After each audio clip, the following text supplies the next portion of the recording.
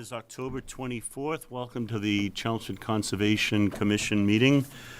My name is Carl Bischoff. I'm the chair of the Conservation Commission. We have a full agenda. We have a full house for the commission, full quorum, so we're good to go. We are missing our note taker, so hopefully we're getting a good recording of this. If anything significant, maybe Chris, could you just make a note of anything in the meantime? Thank you very much.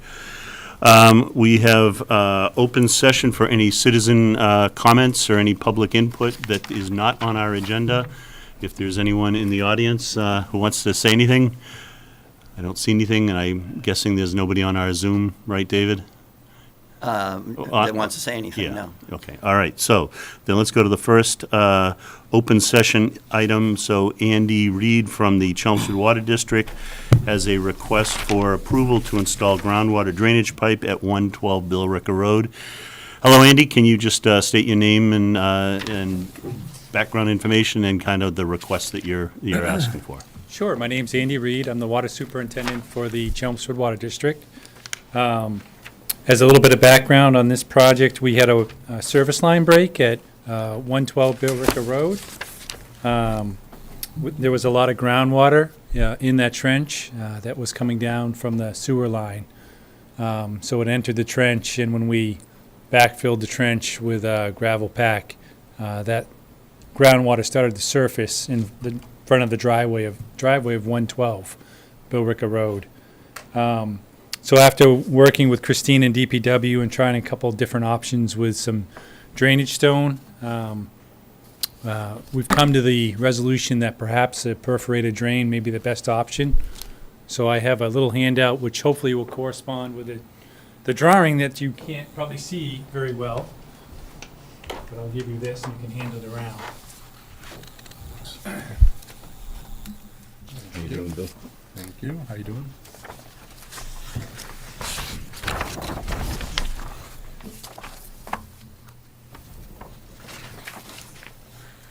Yeah. Is this something you're gonna do, Andy, or the DPW?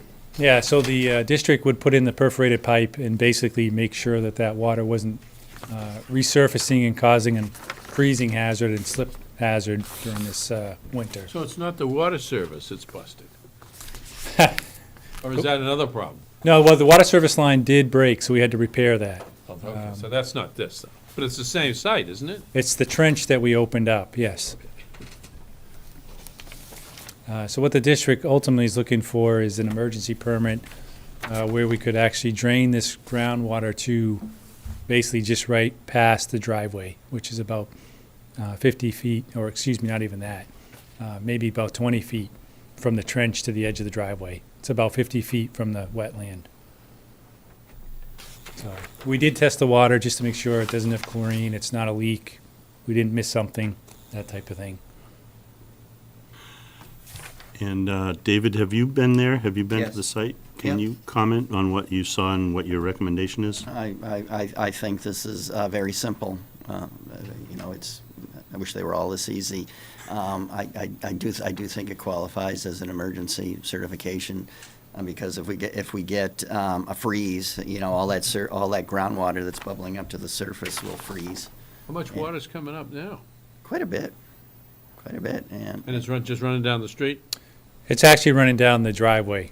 to So, Bill Ricker Road? actually the individual driveway to the home, Oh, going the Yeah. other way? yeah. Okay. I make a motion to approve the emergency work. Motion by Mark, second by John. Any further discussion? Anyone have any more questions? Okay, I think all in favor? Aye, it's unanimous. Let the record show we had a unanimous vote of support for that, and Yep. I think it's that simple and that straightforward. Yep. Thanks, Andy. Thank you. So I'll get you that paperwork shortly. Super, thank you. Thank you. Thank you very much. Next on our agenda is we have a report from the Planning Board Liaison, and we're doing musical chairs, I guess, between, we is it are. Joel or is it Chris? So tonight it's Joel. Hello, Joel. It's me tonight because Chris was not at our last planning board meeting. That makes sense. And so when I walked in tonight, Chris said, "Hey, how would you like to give the planning board report?" And I said, "What happened?" I don't even remember. But he had an agenda, so now I'm refreshing my memory. So some of the things we had, continued the MBTA zoning discussion where we down selected to just a few of the scenarios. There's one scenario that we're still looking at developing, which is along 110. So tune in tomorrow to see how all that goes. That's the one on Littleton Road? Yes. Whereabouts?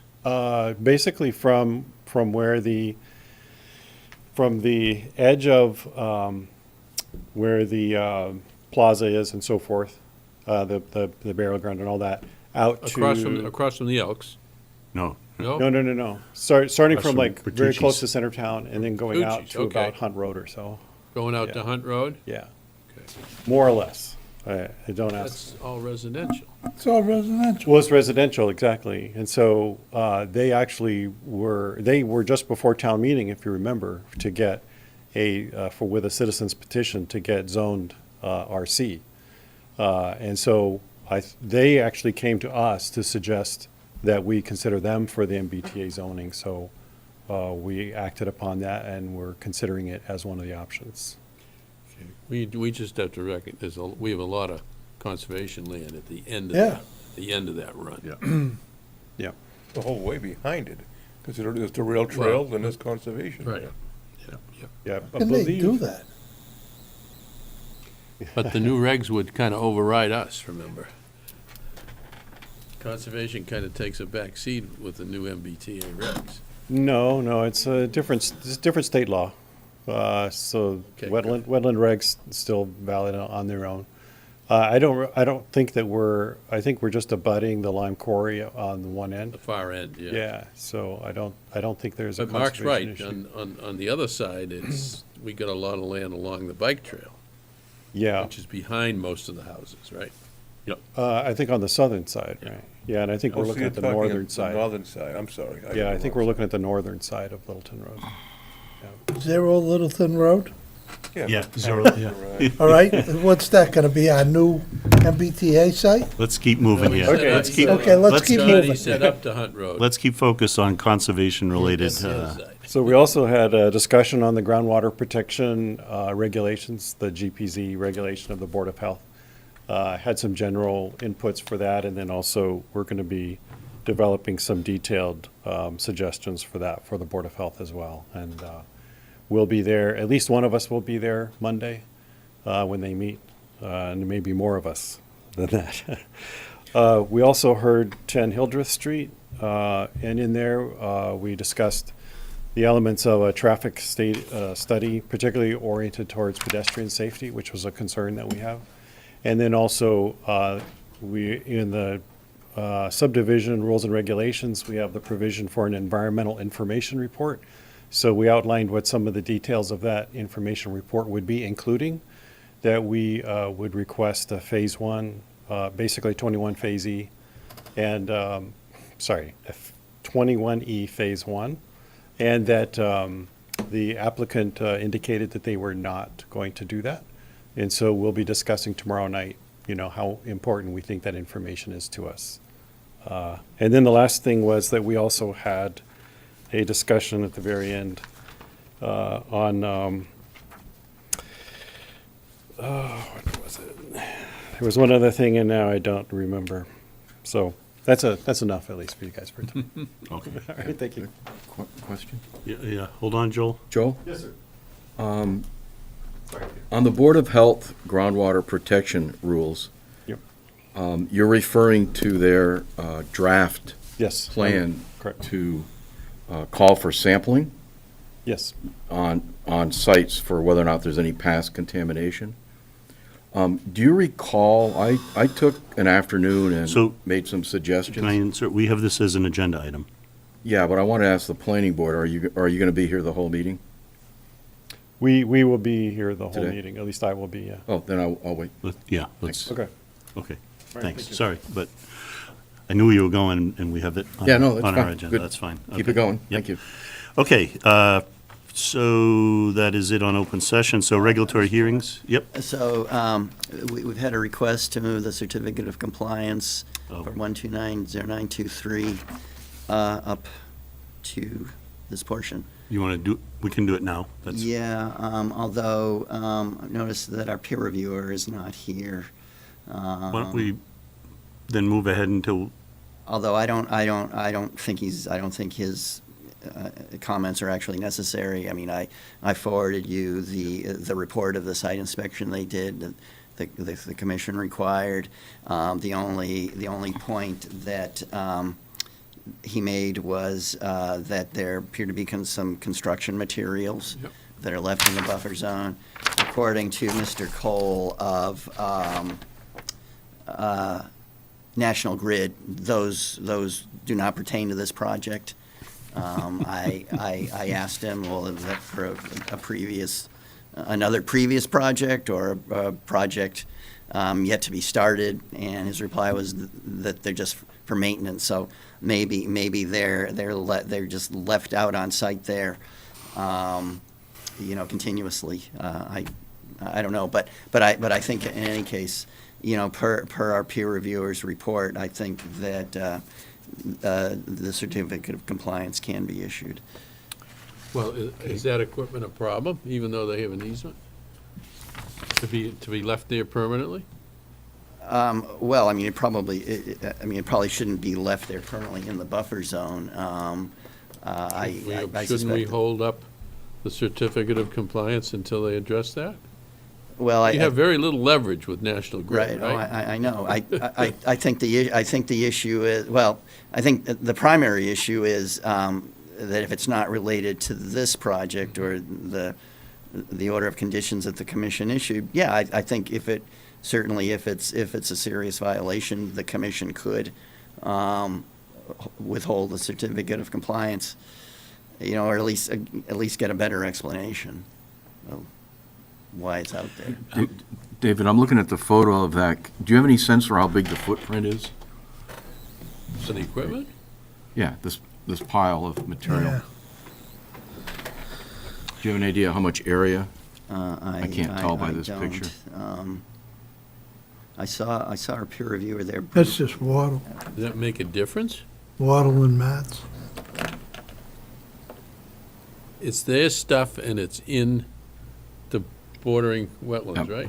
No, it's in the buffer zone. Buffer zone. It's in the buffer zone. And because of the way they have treated us in the past, there's nothing wrong with us saying, get it out of there. To that point, is this certificate of compliance, this covers a long area, right? Is that the whole town, pretty much? That main, Yeah. that major? It's a lot of Does it go space, yeah. through, does it go down, is it that area in River Neck that we had a problem with? No. It No, doesn't? I don't Okay. think it's 'Cause anywhere I near didn't that. see any reference to that, so, Let okay. me see if I can get a better idea of where that's. Probably, yeah, located. it goes the whole town. This is the only area of the whole project, right here, right here? Well, they reviewed all, their peer review Yeah, was they've the whole project. Reviewed the whole project, and we got some mats and Yeah, some wattle left. yeah. The rest can of it, have they that get a out of clean, there in 2 hours. the rest of it, they get a clean bill of health. Right, but to Dave's point, I tend to agree that we have very little leverage, and With- I with wouldn't want to give up National Grid. what little leverage we have at least until we get an answer. of You can what- only play what with the National plan is Grid for that. so long. Yeah, I would suggest that we move to, I'd be open to a continuance and looking for an answer on the disposition of that material. I would, Okay. So, when I communicate with National Grid on this, can we assume that if it's, I mean, a lot of the maintenance they do is exempt. They don't need to file. So if he gets back to me and says, well, it's for a future project or potentially a future project, is that acceptable to the commission? Or- I said, I need more information than that. I think a standard should be consistent. Yeah, I'd just like to hear an explanation and. Do they need the COC to do something else? No. They just I- want to clean up the Right, file? I think it's just for their records. I mean, it probably wouldn't look very good to have somebody there here that, oh, Chelmsford Conservation wouldn't give us a certificate of compliance. Somebody would hear about that, which is okay. Yeah. So, I'm open to a motion. I move that we deny the certificate of compliance until National Grid tells us what they're going to do about the, is it just material and equipment? Is that material and equipment that is in the buffer zone? Whatever that stuff is. Clearly, it looks like some wattles. Yeah, it's wattle and mats. So we have a motion, Second. second from Bill, motion from Dave. I would just Any amend the further motion discussion? slightly, just Okay. Rather than the word deny, just say we. Here comes we'll the take no lawyer. take no action on their requests until we have the information. Yeah. And then, Oh, you are such a lawyer. You know, You accept that That's amendment? fine by me. That's fine by So me. as amended, and can we, do we need to have it on the agenda for another session, or can it be contingent? No, they'll come back to us, I because say they we come have a- back to us. I'd like to have an answer in our hearing, in a meeting. Not You hearing, don't but- think David can get the answer? Well, Okay. you know, I actually did say to him, because he specifically asked me, do I have to be there tonight? And I said, well, you know, the commission may have a question. Was this the peer review? Or- No, this was the guy from National Grid. Oh, I okay. said, well, the commission may have a question on that. Yeah, I So I think, didn't say, no, you don't need to be here tonight, but I advised him that yeah. this might be an issue. Yeah, I mean, if he was here and he got a good answer, I think we'd be moving on. Although we did Would just be go okay. out of order. I know. Yeah, I'm wondering why we went out of order when he's not even here, so. It was to We're at a accommodate him. point. Table it? I'll take a vote. No, Did we vote? No, we didn't vote. We have a motion, we have an amendment to the motion. The original motion was, person with the motion agreed to that. We have a second, I think I saw a second, Bill? Yep. So Bill seconded. All in favor? Aye. Aye. Any opposed? No opposed? Okay, let's move on, keep going. Now we are up to the, now we're up to the regulatory hearings, the RDA for the town of Chelmsford. Courtney Thompson is representing the town, and I think there's three different, Yeah, there's 3 locations. okay, so. What have you got for us, Courtney? So we're looking for RDAs. The hearing notice needs to be. Oh, sorry, yep, there's a hearing notice. The legal notice here. Under pursuant to the provisions of the Massachusetts Wetlands Protection Act, Mass General Laws, Chapter 131, Section 40, and the Chelmsford Wetlands Bylaw, Chapter 187, Chelmsford Conservation Commission will conduct a public hearing here at the town offices on Tuesday, October 24th, to consider the request for determination of applicability filed by the town of Chelmsford for proposed work within bank bordering vegetated wetlands and their associated 100-foot buffer zones and riverfront area. The project entails brush cutting along Beaver Brook for the annual duck race, clearing out invasive overgrowth behind 23 Buckman Drive, D461 and D464, removal of non-native accumulated material and trimming excessive overgrowth from the drainage swale at 5 Walters Street. Mr. Chairman. Thank you, okay. Yeah, so we want to clear, there's about 15-foot area between the parking lot and the brook that they use for the annual duck race that gets cut every year. I know that if the brook walk goes through and that gets replanted, maybe we could have, we could revisit it then, but if that doesn't happen, we'd like to continue to do that annually. Then at the outfalls at 23 Buckman Drive, there's just non-native sediment that is accumulated there and just a tangle of overgrowth that we want to clean out so the drainage can continue to function there. And then similarly at Walter Street, there's a lot of non-native accumulated material in that drainage swale that we want to clean out so the drainage can continue to function. Okay, David, do you want to give us your summary? I'm taking it. Sure. So I met with Courtney and Joe Erickson out at Beaver Brook yesterday. And Just to be clear, this is where we were on our yes, site walk. yes, exact week same ago. Yep. location. you know, as members of the commission observed when we were out there, most of this is just an infested mess of invasives. So, so I don't think there's really any environmental impact from doing the brush cutting. There is a little bit of native vegetation that I don't know if members recall seeing that. It's down toward the far and downstream. And actually, it just happened to be that there was a marker for the trail was there. So I just asked Joe, well, would it be a problem if the brush clearing just started at where that particular stake is, which is to say more or less marks the native vegetation, and he said no, it could start there and then move upstream. It would not impact what they want to do at all.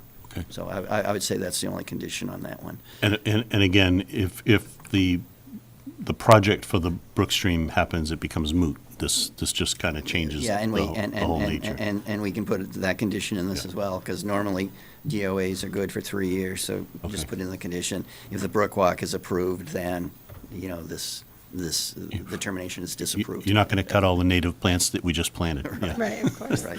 Okay, and so that's one. And then on the other two, the other two are very similar.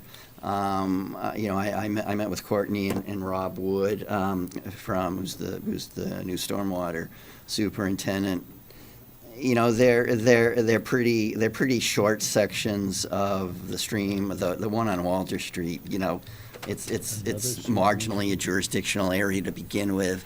I think potentially the only concern, and I think it's pretty minor, is, you know, stirring up when the accumulated sediment is dug out, you know, stirring up a little bit of silt. But, you know, there's such short sections of the stream, they can I think do the work very quickly, you know, probably, you know, in a couple hours at most, on Buckman Drive. So I really don't think there's much potential to cause a problem.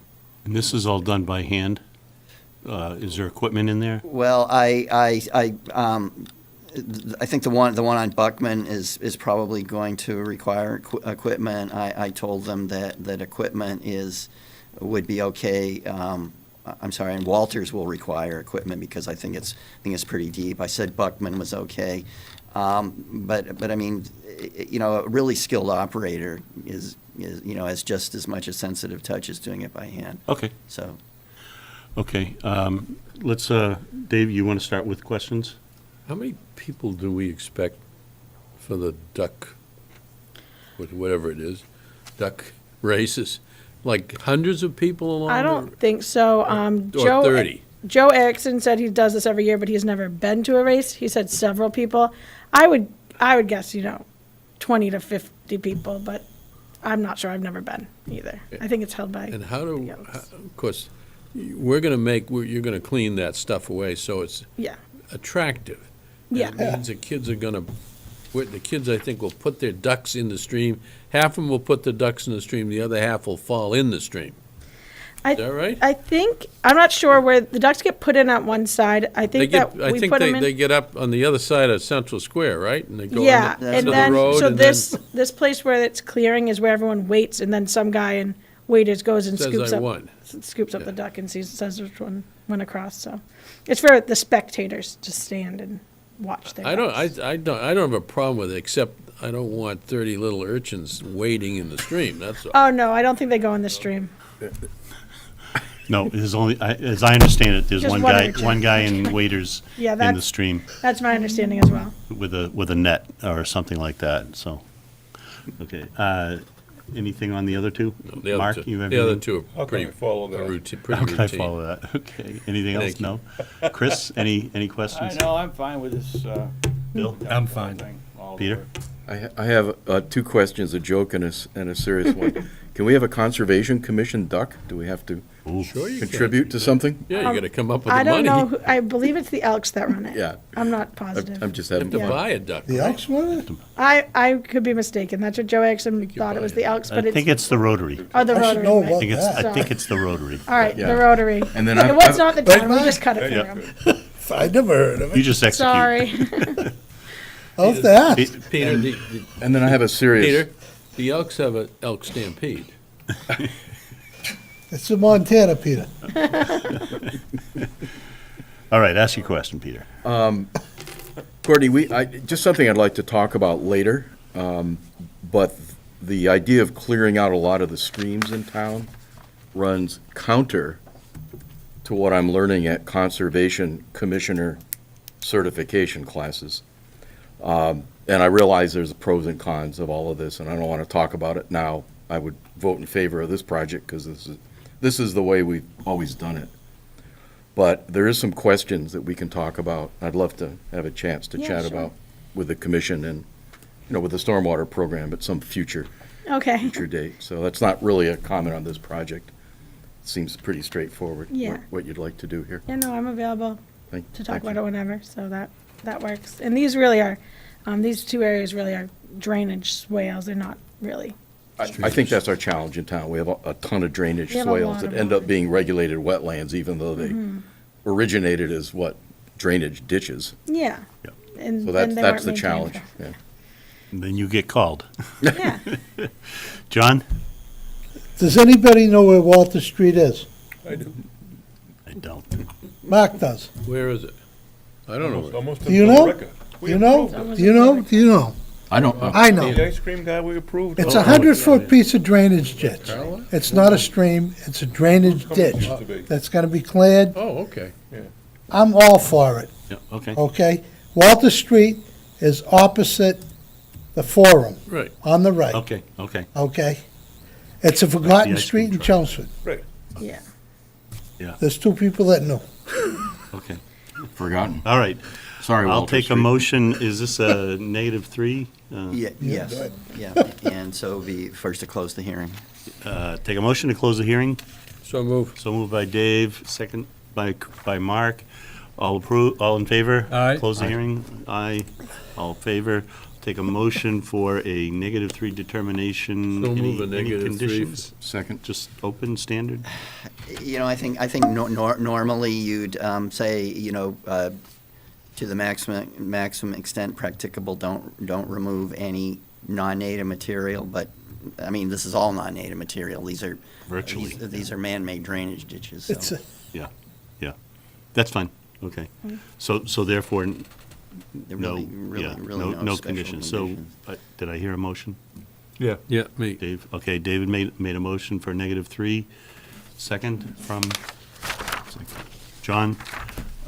Any further discussion? All in favor? All right. Aye. Aye. Opposed? None? Okay, motion passed. Thank you very much, Courtney. you. Appreciate it.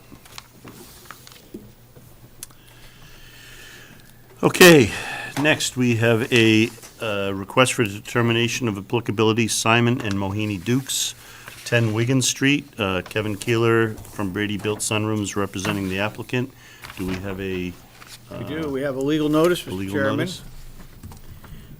Pursuant to the provisions of the Massachusetts Wetlands Protection Act, Mass General Laws, Chapter 131, Section 40, and the Chelmsford Wetlands Bylaw, Chapter 187, Chelmsford Conservation Commission will conduct a public hearing at the town offices on Tuesday, October 24th, 2023, to consider the request for determination of applicability filed by property owners Simon and Mohini Dukes for proposed work within a 100-foot buffer zone to bordering vegetated wetlands at 10 Wigan Street, further identified as Assessors Map 50/Block 163/Lot 10. The project entails construction of a 10-foot by 19-foot by 4-inch, which is 193 plus or minus square feet, attached sunroom. Mr. Chairman. Thank you. Do we have a representative from the applicant Yes. online? Yes. My name is Kevin Keeler. I'm Chief Designer for Brady Built Sunrooms. Can you hear me? Yes, we hear you fine. At first, I want to apologize to the board. I seem to have been misinformed by my permitting person in my office. I did not realize that an in-person option was available this evening. Otherwise, I would be there with you gentlemen, so I apologize for that. That's okay. We can work, we're flexible. I appreciate that because it's much better to be in person. But Mr. and Mrs. Dukes hired us to design a sunroom on the back of their house because they really need more space and wanted a room with an outdoor feel. Mr. Dukes is also online with us right now because he didn't realize there was an in-person option either, so I apologize for that.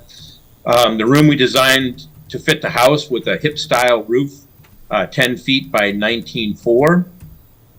During the course of the permitting, it was discovered that there's an intermittent stream that flows along the backside of the property and turns south perpendicular to Wigan Street. It runs in a 30-foot drainage easement, which flows through a culvert under Wigan Street and into a bordering wetlands vegetation area that's on the opposite side of the roadway. So we hired a wetland scientist to analyze the area that borders Mr. and Mrs. Dukes' property to see if there was any issues. There is about 60 feet of established lawn between the area where we intend on putting the sunroom and the area that was identified by the scientists as wetland area, and it's primarily flat. So we met with David. David was very nice to meet our project manager, Kevin Forty, on site. They discussed the area and what could be done to, prevent anything from affecting the wetlands. There is gutters on this proposed on this sunroom addition, so we decided to design a 19-foot re-infiltration recharge trench along the front of the foundation with 2 feet of crushed stone, 1 foot 6 inches wide, so that and with a perforated pipe running through the center of it, so that gutters will go into that, so that any water that does come off this sunroom addition will recharge into the aquifer. And during the course of the project, we will be putting erosion control measures in place, of course, to protect the area. But we feel that this project can be done with no impact to the wetland area, and we respectfully request that the Conservation Board grant us permission to proceed with the project. Okay, thank you. Appreciate your giving us that update or that background and description. Again, David, do you want to give us kind of your take on what you saw and what your thoughts are? So the only question I have, Kevin, and I know I should have asked this of the other Kevin when I was out on site with him. So what kind of footings are proposed for? It's going to be 4-foot frost wall footing with a 4-inch slab. Okay. This complies with all of the bylaw regulations. It's the closest point of approach is 85 feet. They're showing erosion and sedimentation control. So I think it easily qualifies as the negative determination with standard conditions. Okay, let's ask the commission what you have for comments and questions. John, you want I'm good with Dave. to? Okay. Oh, this looks good. Peter? Dave, I'm curious, Dave Coons, did you observe the wetland flags? I did, yes. I'm just curious how often the wetland scientist demarcation differs from our town GIS. Does that, because the town GIS has a different wetland boundary. I understand, we go by the wetland flagging. I'm just curious, how often does that happen, such a it's a big difference? Does that happen a lot? It's a big difference in this case. Yeah. Okay, but you're aware of that, Yes. Okay, enough said. That's enough. I mean, the difference is not generally as large as it is in this case. The actual wetlands generally turn out to be a bit more extensive than what's shown on the GIS.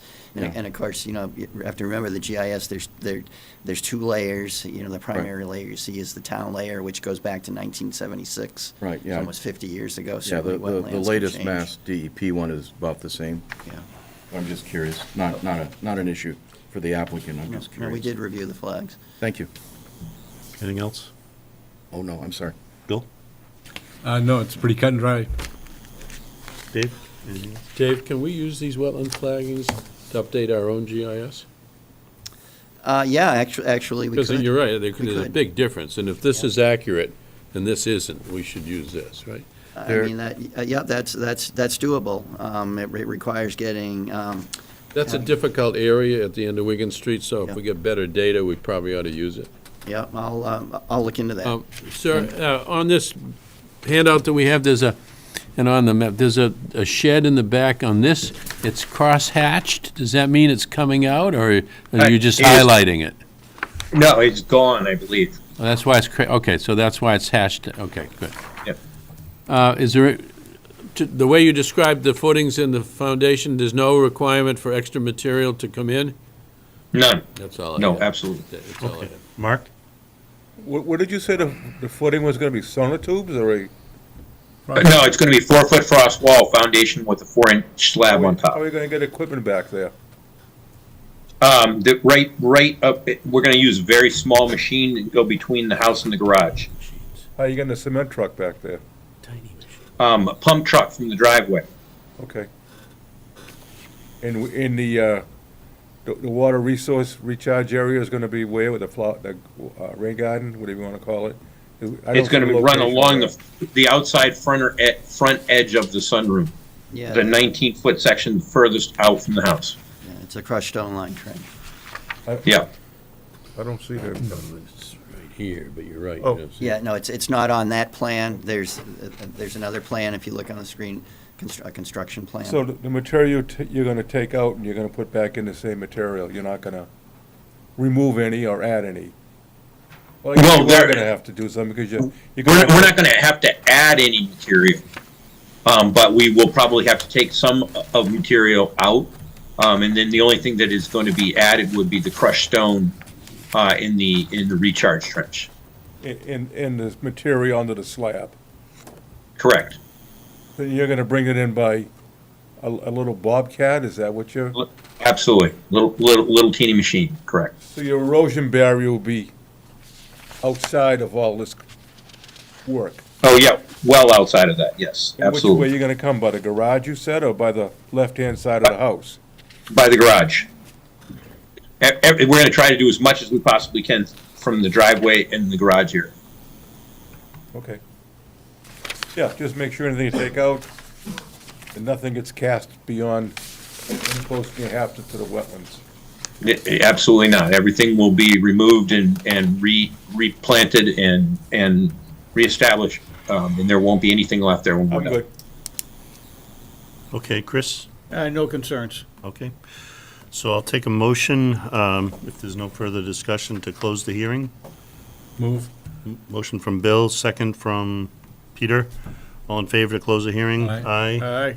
Okay, the motion passes. I'll take a motion for I think we're looking at just a -3 with standard conditions. Does that sound? Well, I think I want to see conditions for the erosion all the way around the garage. The back of the garage, if they can bring a machine back there, it's gonna get muddy. So we'll specify that. David, that makes sense, how you can word it? Yeah, sure. Okay, so we have a motion for -3 with Extend the erosion control. extended erosion control. Did you hear that, Kevin? Yep, absolutely not a problem. To extend the erosion control around the other end of the garage? No, not a problem. Okay. Anything else? Any further? So I'll take a motion. So move. Motion from Dave, second from Mark. Further discussion? All in favor? Aye. Aye. Opposed? None? Okay, so we pass. Thank you very much. Mr. Chair? Thank you, gentlemen. I greatly appreciate it. David will have paperwork for you in a few days. Yes.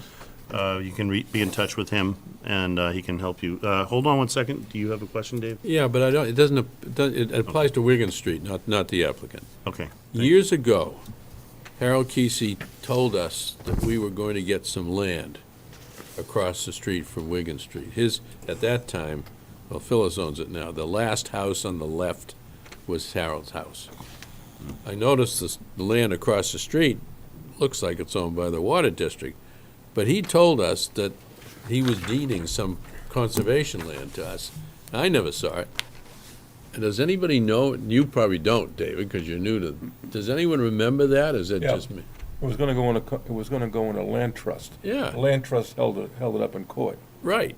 But when I look at the map, the land that's over there is all owned by the Chelmsford Water District, so I Any don't. idea, Randy? Oh, he would, he doesn't know every parcel yet. Put him on the spot. Okay, nobody knows, well, obviously, we never got the land, so I don't know that it ever, therefore it didn't happen, but, all right, that's all I Yeah. have. Maybe the water district got the land. Does look like water. It looks like the Water District got the land, yeah. Okay, all right, thank you. Thank you for that commentary. That, thanks. Okay, let's see, next on our list, notice of intent. This is the continuation for the town of Chelmsford with 48 Central Square. We did a site walk, was that last week? That was last week, last Tuesday night, yep. Right. Yes, and I actually have had a request for a continuance on that one, Okay, so without discussion. Is that Without because, discussion, I is that bel- because they're doing more work? Well, what they're doing, I think one of the main things they're doing is trying to get comments out of DEP, because I think DPW's feeling is that, why bother to spend, additional Right. money and time and effort if DEP's only gonna kill the thing to Because begin with. DEP was very confusing in their instructions to us when Jay was building that second condo. Yep. DEP So- being ambiguous? How can that be? They don't know anything else. okay, so, Yeah. So I think that's the main Right. thing we're waiting on. without further discussion, then, we're looking at a continuance for the hearing. I'll take a motion to So move continue. we Do we can- think it's 2 weeks, or should we do 4 weeks? or- Well, I'm not meeting again for 3 weeks, so next meeting would be the 14th. I think 3 weeks is Okay. enough time. Question? Point of clarification, what part of DEP, the stormwater program, the wetlands program? Wetlands. Or the site cleanup program? Wetlands. Okay, I would just encourage the board to think in those terms, because that was reinforced last time I had a chat with the Northeast DEP, that they do operate in buckets. So it's not And like monolith. many, they don't talk. Unless forced. Even though they All right, should. so we'll take a motion to continue until November 14th. So moved by Mark. Second. Second by Dave. All in favor? Aye. Aye. No opposed. Motion passes. We are just cranking along here. Thank you. Next one, 93 Brick Hill Road. This is a continuation from our 2 meetings ago. Notice of intent. This is, So I've also had a request for a continuance on this one as Okay. well. I think mainly waiting for the stormwater peer review to be Okay. completed.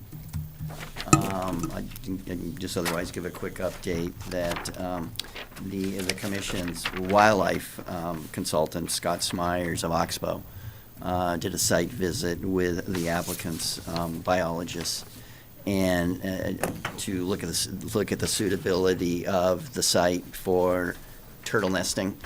And it was unanimous opinion that it's low quality for nesting, but that the surrounding wetlands are very high quality aquatic habitat. So they're designing a nesting area in between the back of the building, in between the parking lot and the wetlands for turtles. that's good to hear. So that's, it looks like a good concept. I've seen a concept plan, so still a few details to work out, but Okay. I think that's a good thing to do. So I'll take a motion to continue this hearing until the same night, November 14th. I move we continue the hearing on 93 Brick Kiln Road until November 14th, 2023. Motion by Dave. Second. Second by Bill. All in favor? Aye. Aye. Opposed? None. Motion passes. Notice of intent, property possible, 10 Hildreth Street. This is continued from, let's see, though, this says continued from September 12th. So we've also, at the last minute, have had a request for a continuance on that one. So our peer reviewer is here, but luckily it's not a waste of his time because he's also here for the next hearing. Again, I can just give a quick update on that one, is that we received from our peer reviewer a comment letter on the compliance of the work in the bordering land subject to flooding. And with a revision of the plans pursuant to DEB comments, that, you know, that all looks good. So, again, I think if by chance commission members do have questions for the peer reviewer, say we'll have to wait till next time because the applicant is not here. I think that's, Can I make a motion to move that beyond the 14th? I don't want to get caught with all that stuff. Everything, if it comes up all same night. Yeah. I hear you. I don't think we're doing the applicant a justice if we limit it to 45 minutes. Yeah, on the other hand, I think we still have, out of, you know, it's sort of a dice game, you know, out of all of the ones that get moved to the 14th, one or two of them will probably get, If we roll crap, so. well, I guess we'll deal with it. I hear you. I know. Well, I know. and the request was specifically to the 14th, so that's, based on the request, that's what the continuance needs to be to. Yeah, I'd like to keep it to All the right, 14th. sure. Yeah, I hear you, but I'd like to keep it there. I will take a motion to move this hearing, to continue this hearing to the 14th of November. I move we continue the hearing on 10 Hildreth Street until November 14th, 2023. Motion from Dave. Do I have a second? Second. Second from Bill. All in favor? Aye. Aye. Opposed? None. Motion passes.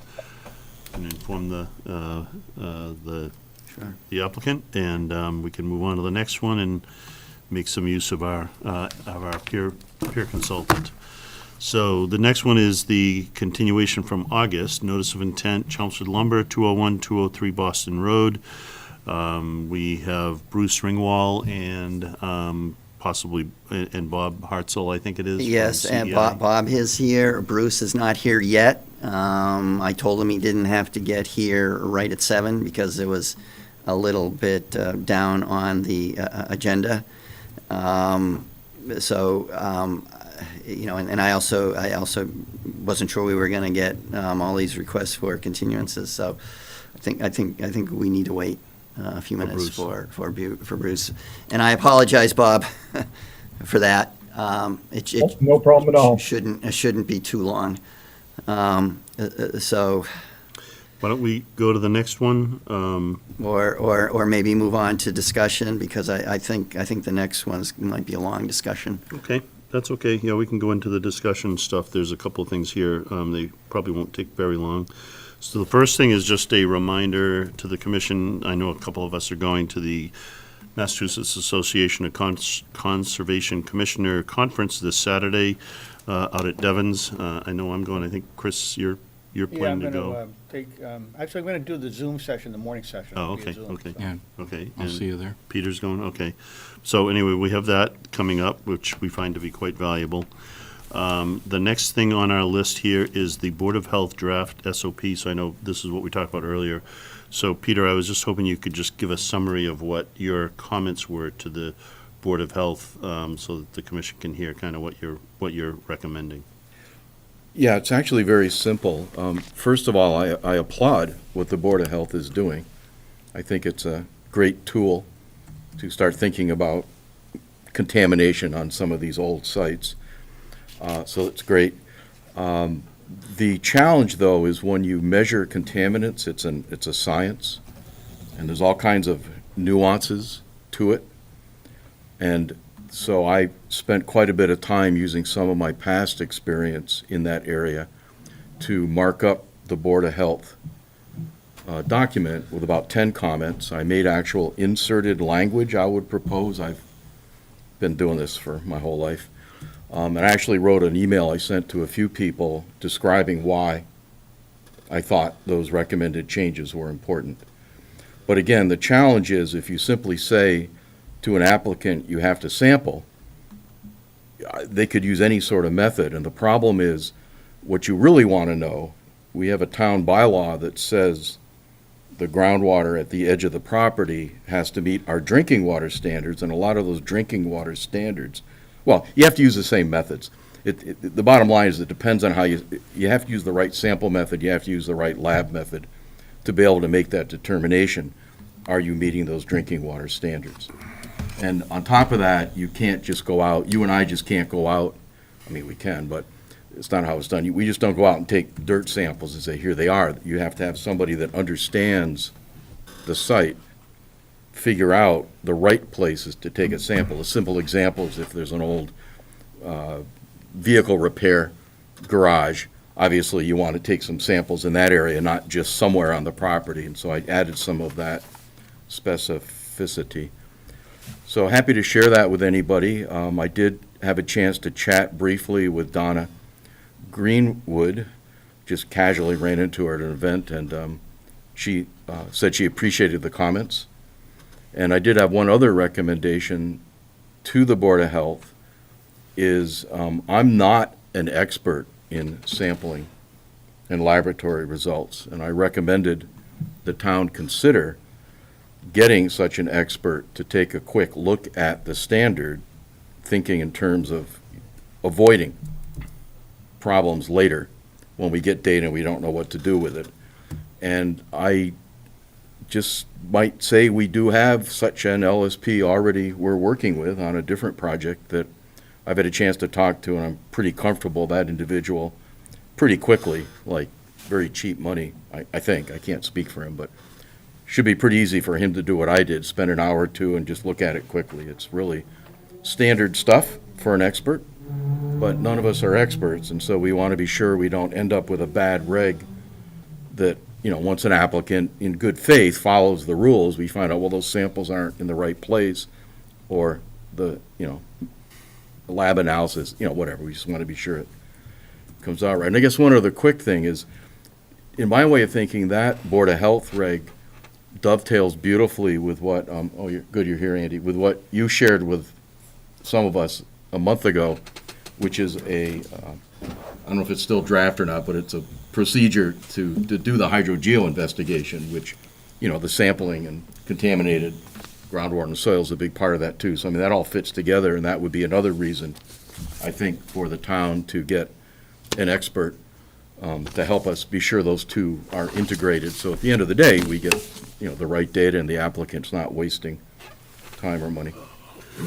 So at a high level, the Board of Health has this procedure that they have the authority to use and Right. to implement, and you're helping them with how it's drafted, how it's worded, so it can be more effective to help protect the water in the town. That's the... That's the high level, thank you. And I want to be sure the driver here isn't, you know, I'm not suggesting this commission gets into the site contamination business, but we do have the core mandate to protect groundwater. And if you don't know what's leaking into the groundwater, how do we meet our core mission? Therefore, we got to rely on outside experts and our Board of Health and the Water District. And to some extent, the planning board on the aquifer protection permit, that all, you know, fits together. But those avenues help us make our decisions, so we don't have to get wrapped around the axle trying to figure this out every time there's an applicant with a site that, you know, we may have Okay. a question. Mr. Your Chairman? question, yeah, David? I appreciate very much what Peter has been saying and proposing Sure to you us. speak into this, yeah. I want to remind everybody, though, he doesn't speak for the commission. And I don't think it's appropriate for the Board of Health to accept Peter's comments for anything other than Peter's comments. They should not assume that when they adopt something that Peter is suggesting, that he's speaking for the Conservation Commission. Now, maybe he is, after we've had the appropriate discussion. So I Okay. want to make that very clear. The second thing, which is a bigger issue, is that this subject is touching Board of Health, it's touching the Water Department, it's touching the Planning Board, it's touching the Conservation Commission, it's touching Stormwater Management Group. Yep. DPW, yep. And we need, if we're going to address the issue, and first thing is we need to define what the issues are, we need to do it in a way that is coordinated through all five of these roles. So we're not all asking for different things, we're not asking for contradictory things, and we have to recognize that without minimizing what we're doing, we could be putting a substantial burden on economic development. And that's an issue that needs to be talked about both in the context of what we're supposed to do as a Conservation Commission, and maybe economic development is good for the town. There's got to be I would hate to think that if all 5 of these ask an applicant to do some stuff, it ends up with a $60,000 bill, because it's coming from different directions. I don't know how, now, to me, there has to be a focal point that coordinates this effort. I don't know where it is. Maybe it's maybe it's the community development, maybe it's the town manager. I'm not so sure it's us, although I do agree that we have to be concerned about groundwater. But we all have to do it in a concerted joint effort to try to, recognizing it's probably not going to be efficient, but to try to make it as efficient as we can. Yeah, I totally agree, and I'd like to just add, I'm aware that some other towns, in recognition of this problem, have done two different approaches. One is simply increase the working relationships with all the town departments, which this town has started to do. We had that initial meeting. Andy, you were at it, Board of Health, Planning Board, and Concom, and the group, the other water districts too, and that group agreed to meet quarterly on this very topic that Dave's referring to. The second thing some other towns have done is establish a town position called environmental manager, whose job it is to coordinate all that stuff. And I'm not, at this moment, proposing that. But I do want to point out that all towns are wrestling with this, because these issues of water quality cut across all these different buckets, not just here, but at DEP, at EPA, and for that matter, all other entities like Department of Defense facilities. You know, it's just a general issue that is a challenge for everybody. We're not alone. But you're right, Dave. I share that concern. We don't want to make it hard. Maybe the leadership has to come from the town manager's office then. 'Cause we're talking about something that's town-wide. Yeah. And it's, for us to take the lead doesn't have the import that if someone like the town manager took the lead. Peter, I don't know if you had a chance to speak with Donna about what the process is subsequent to her receiving comments from all interested parties, but I would expect the way it would probably work is that, she'll synthesize a draft or a revision to the regulations, and then maybe send them around again for further review and comment. Once she has done that, is that something that the commission wants to review and comment on as a board? I think that makes sense. I'd like to see that. Because I think the more we understand what they're doing and what we can expect of them, then, we can be looking for that information down the road on future projects. But it'd be good to get eyes on the document before it gets implemented. Sure. Okay, I'll let Donna know that. Okay. Yeah, and again, just to re-emphasize my bottom line, I strongly recommend we have an expert in this field take a look at this. I have worked with those experts my whole career, but I am not that expert. So I appreciate Dave's comment. We need to be sure we're giving good advice and that Donna takes it for what it is. One person on the commission who was asked to do this offered ideas, but that doesn't mean it's the Well, but final. the commission can review it as a commission, regardless of who submitted the comments. Yeah. And I like that outside reviewer for us or Donna, whatever. Okay. Okay, thank you. Thank you for your comments, Dave. Thank you for your work on that, Peter. Appreciate it. You're welcome. The coolest property is next in the discussion. So the town meeting last week, the town voted to acquire the property. My understanding is the next step is the court has actually directed that the closing occur by November 30th. David has been asked by the town manager to get a wetlands delineation for the 2 parcels north of 495, so that will help frame what the property we can do with the property. and we will start forming a subcommittee of residents to define the use of the property that would include somebody from the Conservation Commission, probably somebody from the Agricultural Committee, and then We got members one of the guy on public. both. Yeah, Well, I'll take it. Yeah, okay. Yeah. More meetings, John. Get your farm. I'll take So, it. there will be, Paul said that he will be bringing this up to the select board.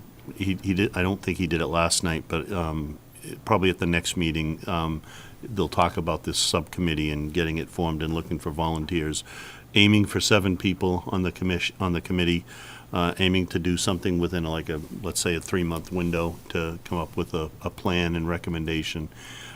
So that would be, that's what's coming up next. That probably wouldn't start until after the closing, so we're talking December-ish, which with holidays, probably January before that really starts. I will say, having walked the property twice now, or a little bit, there's a lot of cleanup. There's a lot of cleanup needed. There's What some did I money. tell you? Yeah, there's some money put aside, but there's a lot of cleanup that needs to be done. Are the funds put aside for the next article that was approved after purchase? $50,000, is that what it was? Yeah. Is that gonna be adequate to do a survey and a wetlands delineation there? Oh, yeah. The survey and wetlands delineation would be 3, 4, 5,000? Yeah, yeah. Something like that, I don't- but then, just a rough guess on getting a house removed, if the plan is to remove the house, we're probably talking 20,000, 25,000 to remove the house. 25,000. Yeah, And all the junk so that removed. gives us another 20 to remove all the stuff. Does that include cost to write a conservation restriction? I legal don't think the fees? CR would be in there, I don't. So is know. there Yeah. money for the CR somewhere else? We'll have to figure that, I'm not sure. Yeah, I think that can be taken from the administrative account. That's the sense I've Oh, gotten the- from the C- Darlene the and, C- The CPC administration. right, the Yeah. CPA administrative account, yes. So give some thought if you want to be on that use committee. I think we, Well, He said he'd do it. okay. being on the ag committee and knowing what some people are gonna wanna do in town, not mentioning any names, part of they're gonna want ag, okay? The right side of the property, that's the toughest piece of land in the town. Yeah. I gotta be honest with you, paid a lot of money for it, in my opinion. Okay. And the cleanup, I think is gonna be done by other people. I think it's being done. You know, the junk and stuff.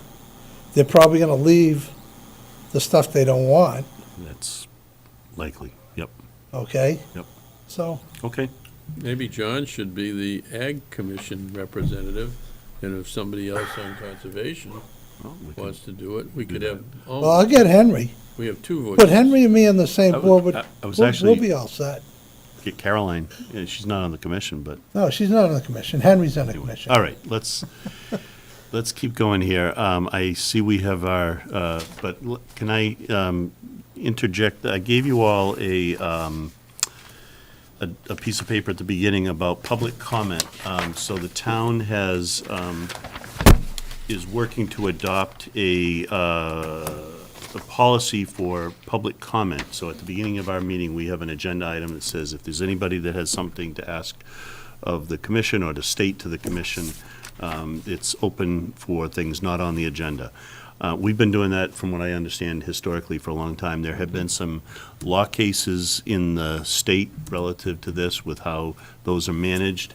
So the town council has come up with along with Paul Cohen, with the town manager, a policy proposal for how we would do this. And I think what I'd ask you to do, not tonight, but take this proposed policy and think 2 questions. One is, do we still want to offer this? We are not obligated to offer a open comment session. We can continue to do that. We've traditionally done it. We rarely have anyone talk, but we do occasionally have someone come up and have a question. But we need to adopt certain policy. In the recommendation is that we adopt a policy. So all I'd ask is you take this home, read through it, and at the next meeting we'll have an You agenda said there item. were 2? What was the other one? No, it's just this document. No, you said there were two things you want us to think about. One was, do we Yeah, want to two things. continue the, Two things do we want to continue, do you think that's a good idea to continue having the open Yeah. comment session? And if we do, then think about this policy for that comment session. If you say, I don't think we should do it, and this is moot. then that's moot. We don't need it. Okay? That's just my homework for all of you for the next meeting. Okay? Let's move on. Backtrack now to, seeing as we've got our friend 201 and 203 Boston Road, notice of intent. This is a continuation from August 22nd, Chelmsford Lumber Company, and we're moving right along. Hello, Bruce. Good evening. Sorry for my tardiness. Thank you. We didn't sit around, Would be good. we didn't sit around twiddling our thumbs. I'm certain.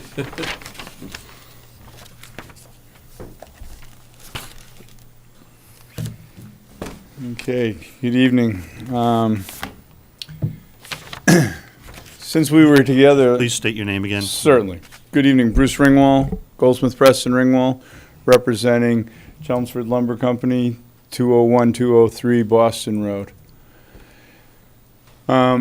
Since we were together last on this project, we have engaged through you, CEI, to do their review.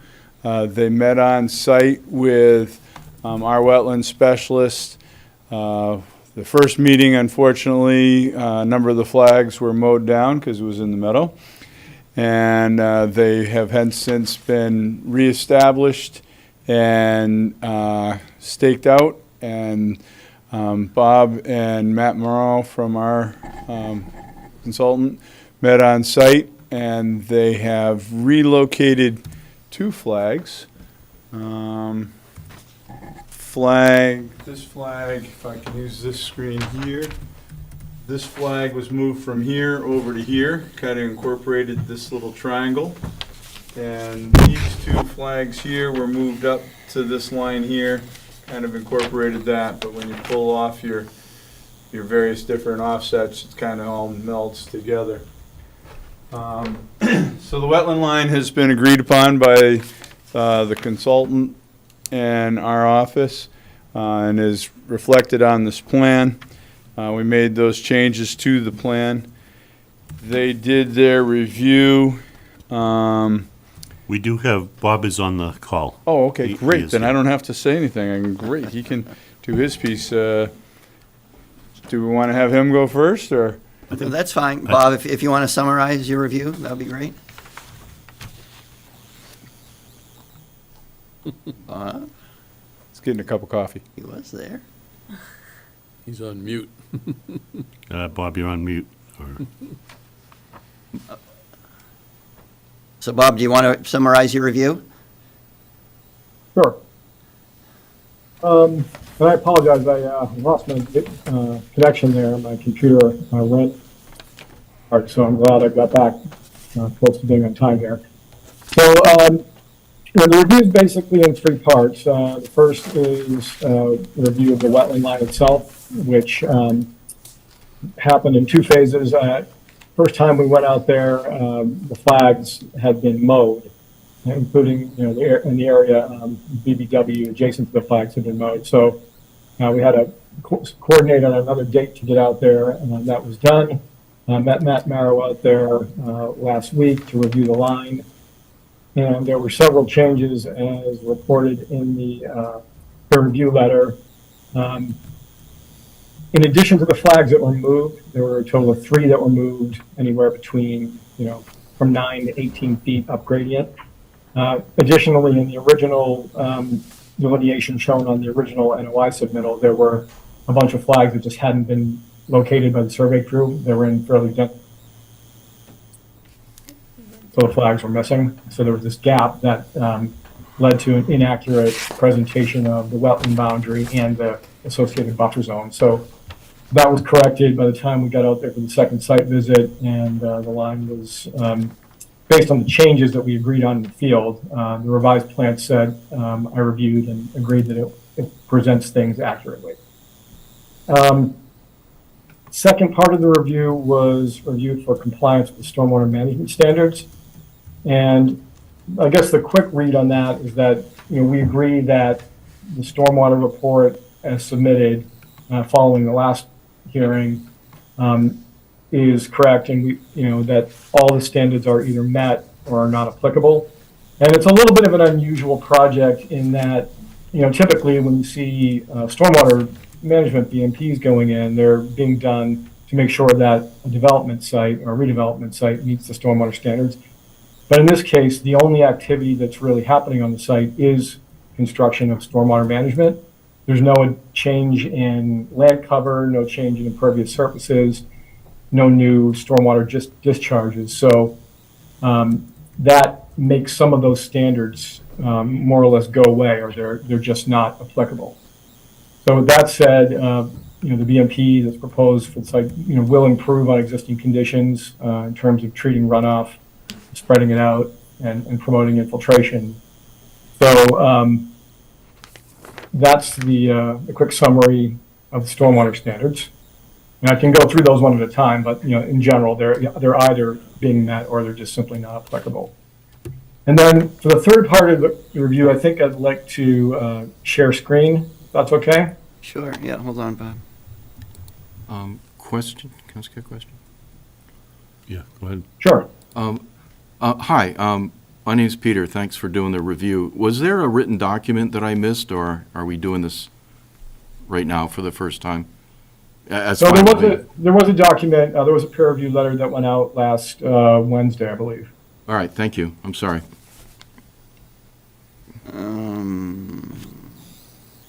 So it looks like I'm going to have screen sharing enabled. For some reason, it's not letting me do that, Bob. I don't know. I can bring it up on my screen. I don't know if you'll be able to see it.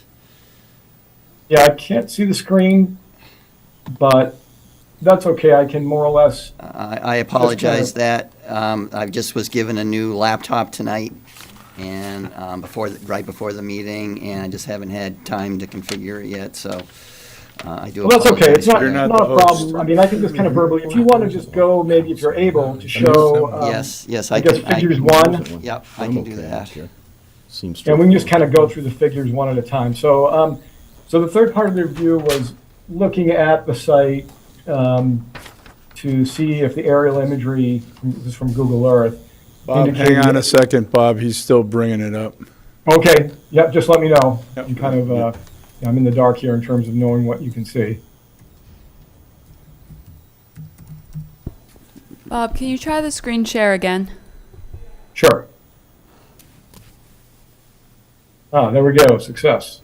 Oh, okay. Well, nothing I did, Thank I don't you. think. We're not, oh, now we're seeing it. Yep. All right, so you should be looking at a Google Earth image that says image date 4/22/2018. And I'll bring it up too on my screen.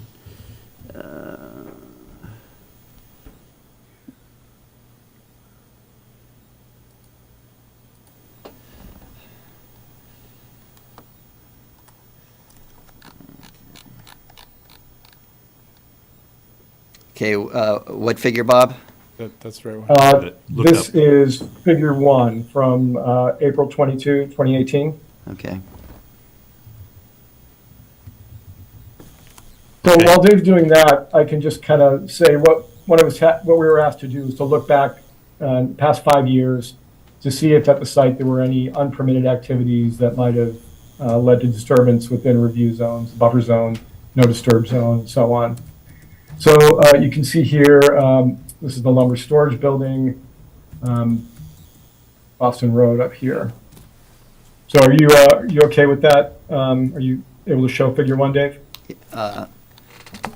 Well, we can see your screen on one of our. Okay. All right. So going back to 2018, you can see essentially a grassed area, most Yep. just grasses, wetland area. You can stream system down here.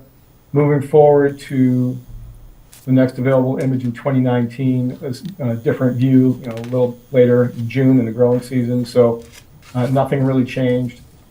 And then the next image shows the first sign of alteration. So keep your eyes on this band of trees that kind of curves around this portion of the site. Actually, I'm sorry, it's the image after that. So in this image, you can see the circled trees that don't appear in the next image from 2021. And it's a little difficult to get a head count. Some of these trees, the canopies are clustered together. Here you've got a grouping that looks like 3 or so trees, but I put oblong shapes, where there were multiples of trees that are not visible in the next image. So you can see there, outlined in yellow, the band of where some clearing activity mostly occurred.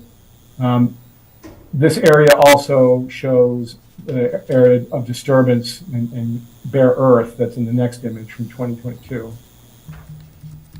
So here you can see that the vegetation has been stripped. Some clearing activity has clearly gone on in this boundary, the yellow line. So then moving up to, okay, so to get an understanding approximately of where this area of disturbance lies with regard to the wetland line that was recently delineated and the buffer zones, I rubber sheeted those lines in. So this is not an exact mapping, but it's a reasonably good estimation as best as can be done using Google Earth. So that's what you can see here. You've got the green line showing the delineated wetland boundary. And I should note, this was the boundary that was flagged, and this is prior to the last bit of revision. So these flags in this little area, where this triangle points in here, that line was more or less straightened out to the 118 contour. So a little bit, this pinch point goes away, and there's a flag over here that moved a bit as well, about 9 feet or so, or 12 feet, I think. But for the most part, you get a sense of where the incursion happened with regard to the no disturb zone. Based on the previous line, I had estimated about 4,700 square feet of disturbance within the no disturb zone. I'd estimate now, by pulling this line out a little bit to the final revised line, it's probably around 5,000, maybe just a hair over 5,000 square feet within the town's no disturb zone. So that is the summary of the aerial review, and happy to take any questions. Okay, David, do you want to comment? So Bob, start. I apologize. You may have mentioned it. I missed it. So how many trees do you estimate were taken down in the buffer zone? We can go back to that. So as I mentioned, it's a little tough to tell exactly because of the way, the clarity of the image, but based on what we've got here in the circles, it's 1, I'm guessing about 3 here, 4, 5, 6, 7, 8, 11, 12, 13, 14, 15, 16, and then some smaller ones. We'll just leave that out. So probably 19 or 20, with a little plus or minus depending on things that might have been lurking in the under canopy or not entirely clear based on this rough Google Earth type analysis. But it's in that ballpark. We'll say 18 to 20 trees. So thank you, Bob. So I think that's a decision the commission should make. Does the commission want any of those trees replaced? I guess that's one decision. Another decision, I think, regards the mowing. Clearly, the wetlands were recently mowed. Past the 25-foot no disturb setback from the wetlands. So I think if the commission is okay with allowing the mowing to continue, I think there should be a condition put in the order of conditions that requires that the 25-foot no disturb setback be permanently delineated in the field. Say a visual and probably a physical barrier as well that prevents incursion into the no disturb setback when the field is mowed. So I think those are a couple of decisions that the commission should make. Okay. Questions from the commission? Chris, do you want to start us off? Yeah, I mean, I definitely, my position would be is that, the trees we should have restoration of the trees that were taken down. And then number two, I guess, I'd be, I kind of liked David's suggestion of having some sort of a visual barrier of demarcation as to the area that we didn't want disturbed. But those are my comments right now, Mr. Chairman. Any questions or, Bruce, do you want to? If I can, if you gentlemen, Bob and Dave, could go back to the 2018 image for a moment for us, the first of them. Figure 1. Yep. So, in 18, you can see that 18 was what, 5 years ago? Mhm. And you can see that there's very kind of clear. There's 3 trees across here. There's a bunch of vegetation around the old garage and the old pool. And there's clearly a nice big tree out by the driveway. So those areas are definite. The other stuff is primarily was big shrubs and growth, stuff that is grown in the field in the area. You can also see that the lawn is mowed. This whole area was mowed, and the abutter to the right, Mr. Harvey, if I remember correctly, had been grazing his horses out there as well. So it's been used as a pasture. I mean, you can almost see the fence line. If you look pretty hard where that green line and the brown is, right off the corner of the building. If you look at the actual photograph, you can see that there's, a fence kind of was around the edge. There was an edge there. So this is not an area that hadn't been mowed historically. It historically has been used as a farm field. The horses have been over there. It is when Chelmsford Lumber got a hold of the property here in the corner where the house is in this piece, and they cleaned it up. They thought they were doing a good job. They did take out a lot of invasives, and they did clean it up. They did take out a few trees. And that was when they did the repaving that we got into the problem, that they had the erosion that saw the rills and the swales and the gutting of the lawn area that we saw when we were out there back in May. It is an area that has been used as a meadow. As the Chelmsford Lumber got into hot water, if you will, with you folks, they realized that they shouldn't have the horses over there. I think they had some conversations with David about that. They're in the process of putting up a fence between the two properties, a 3-rail, split-rail fence type scenario between the two to keep the horses over there, so that they're not in the wetlands and the resource area that's on the property. They're looking to make that better. We came in to rectify the problems that occurred that they got an enforcement order for, and that's what we've been here for. So we've proposed a thing that we think is going to do a much better job in controlling the drainage. That curb along the edge of the pavement has made a big difference already, and it's bringing the water, the runoff down to the end, and not allowing the rills to happen. The proposal that we put before you is to top dress those rills, to get that filled in, get new grass growing out there, to get that stuff taken back over. We have no problem with demarking the wetland line or the 25-foot line, but I just want to point out that this has been a meadow for a long time. And if we are going to demark it, and we don't want it all to become just woods again, we need to allow for, in your order of conditions, a biannual mowing, a spring mowing and a fall mowing, so that we keep the woody product down and it stays as a meadow. A lot of our wetlands have gone from meadow wetlands to wood wetlands now because many of our orders of conditions just stay out. Mm-hmm. Stay out of this buffer zone, stay out of these areas. And this is an area that is a wet meadow. And we can keep it as a wet meadow, or we can turn it into progressional forest. That is your call. The applicant is willing to work with it in whichever way, but before you guys all went through your comments, I wanted to get on, a little bit of history and a little bit of question to put out there as to how we address this land moving forward. I appreciate your comments. Anything else you want to add, Chris? Yeah, I appreciate the additional feedback. And again, I think a demarcation line is going to be good for everybody. I personally don't have a problem with kind of maintaining it as a wet meadow and having like a spring and a fall mowing. I would be comfortable with that personally. And then again, the just some trees have been taken down, so the trees that were taken down, I think, should be replaced with some new trees to grow in their stead. David, you look like you wanted to say something. Yeah, I wouldn't have a concern with a fall mowing, say, after October 1st. I think in the springtime, I mean, it's entirely possible that there are turtles nesting in the meadow. And so I think, you know, a spring mowing might be a little tricky.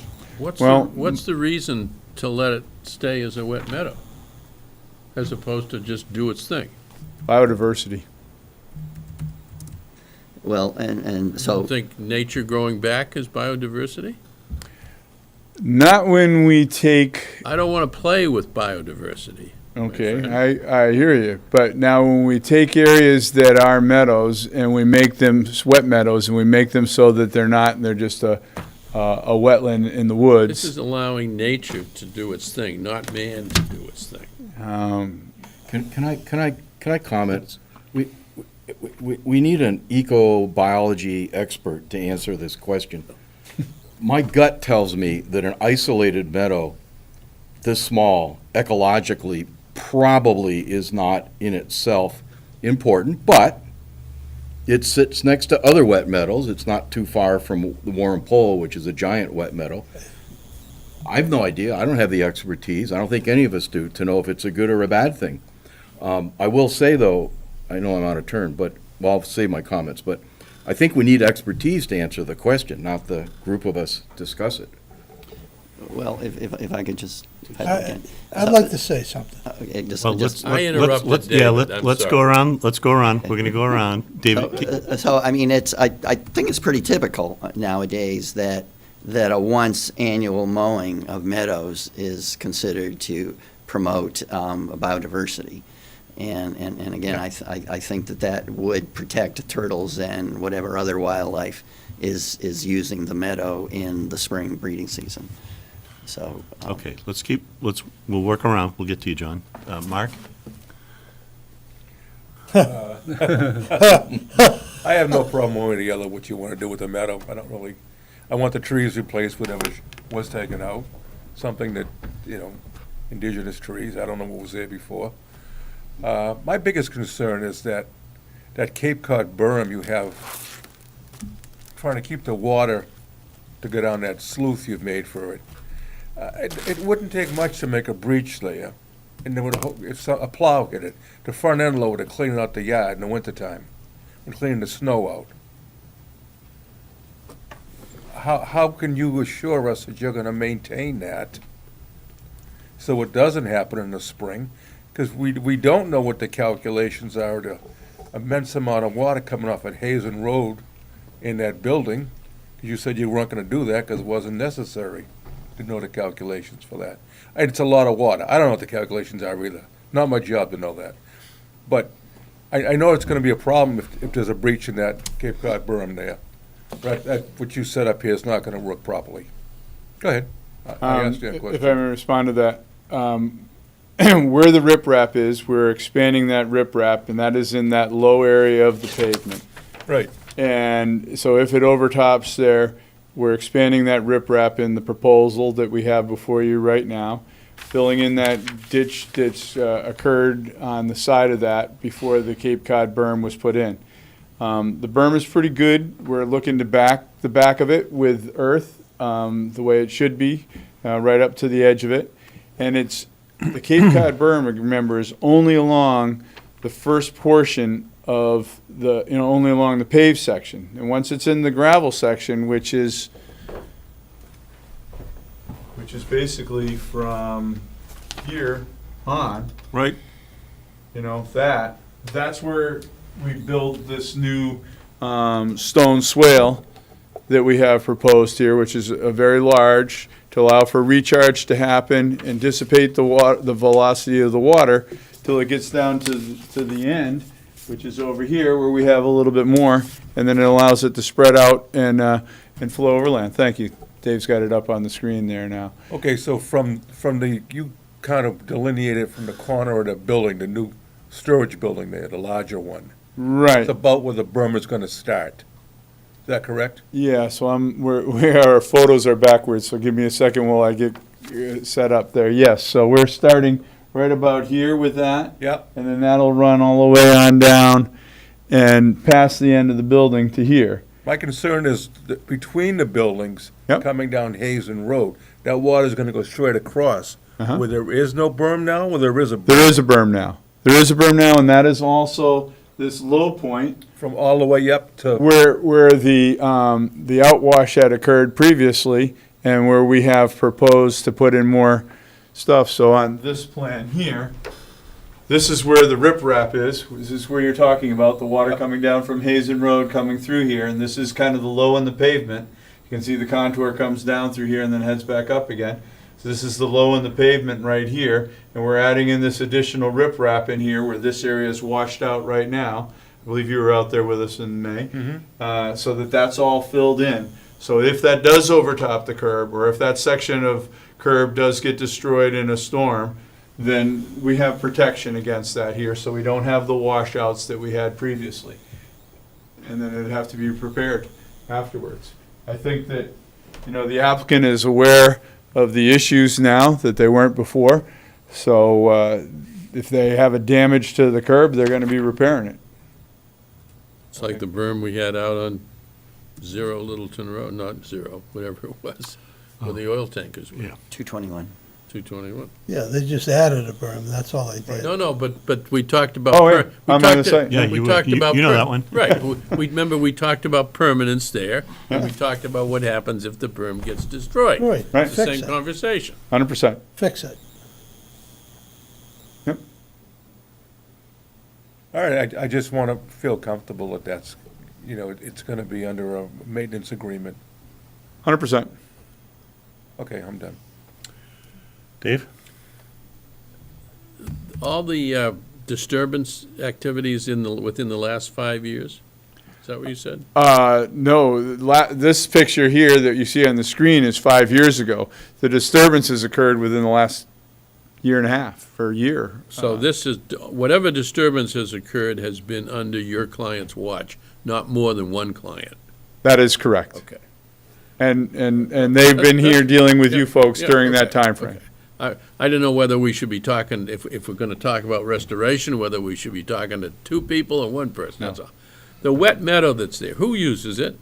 In the past, it's been used by the neighbor. Where the horses were? That's Yeah, correct. Bobby. Does he still use it? They're trying to establish that the horses stay on their property, and they're putting up a fence to do that. Oh, they are. So the need for the wet meadow for the horses, The need for the meadow, the meadow. period. Parry. The need for the meadow for the horses goes away. 100%. Okay. Those are the only questions I had. Okay. Bill? Okay, so I agree, we need something at the 25-foot no disturb, but what we need to decide what that's going to be, whether it's blueberry bushes or stones or whatever. I don't have any problem with the mowing the meadow once a year in the fall. The trees, I think that's another thing, we need to decide how many trees we want to replace and where they need to be replaced, if we're going to do that. And as far as the drainage ditch you propose, I liked it when you proposed it on site. I have no problem with that. So it's pretty much the restoration of the area with the trees and the demarcation of the no disturb area, so I'm fine. Okay, Peter? Bill, pretty much the same thing you were saying. I'm personally not in favor of Cape Cod berms. I understand we accepted them in the past with a maintenance requirement, but this is a much bigger drainage issue than what we accepted in the past. And I just think it's too easy to damage those things with snowplows, and they remain damaged and not functional for a period of time until the owner fixes it, which is hard to do in the winter, right? Or somebody says, hey, why don't you fix that? But I'm certainly willing to go along with that if the commission feels it's a good idea. Peter, what's the cost differential? You know? I have no idea. but I think that, 3 times as much. 3 times? Yeah. yeah, but we've all seen too many Cape Cod berms. It's so easy to tap them with a Well, snowplow. also, and this is an active site. Well, it's a very active site. If I may, Mr. Chair? Yes, I'm sorry, yeah. Okay, there was a Cape Cod berm there before. When they repaved the site, they put it back. Now, a bituminous berm, those get blown away by snowplow very easily. They have like 6-inch contact surface Yep. to the ground. Cape Cod berm has got at least a foot, most cases 14 inches. This was put down on fresh pavement and tacked in well. We were there in May. It had been there for, I think, through the winter, and it had done a great job. It had a very clear marking on it where the water hits on a high mark. We could see that very clearly on that. It is along the edge where, as you can see from the photos, they store materials along that edge, and that's going to protect it as well.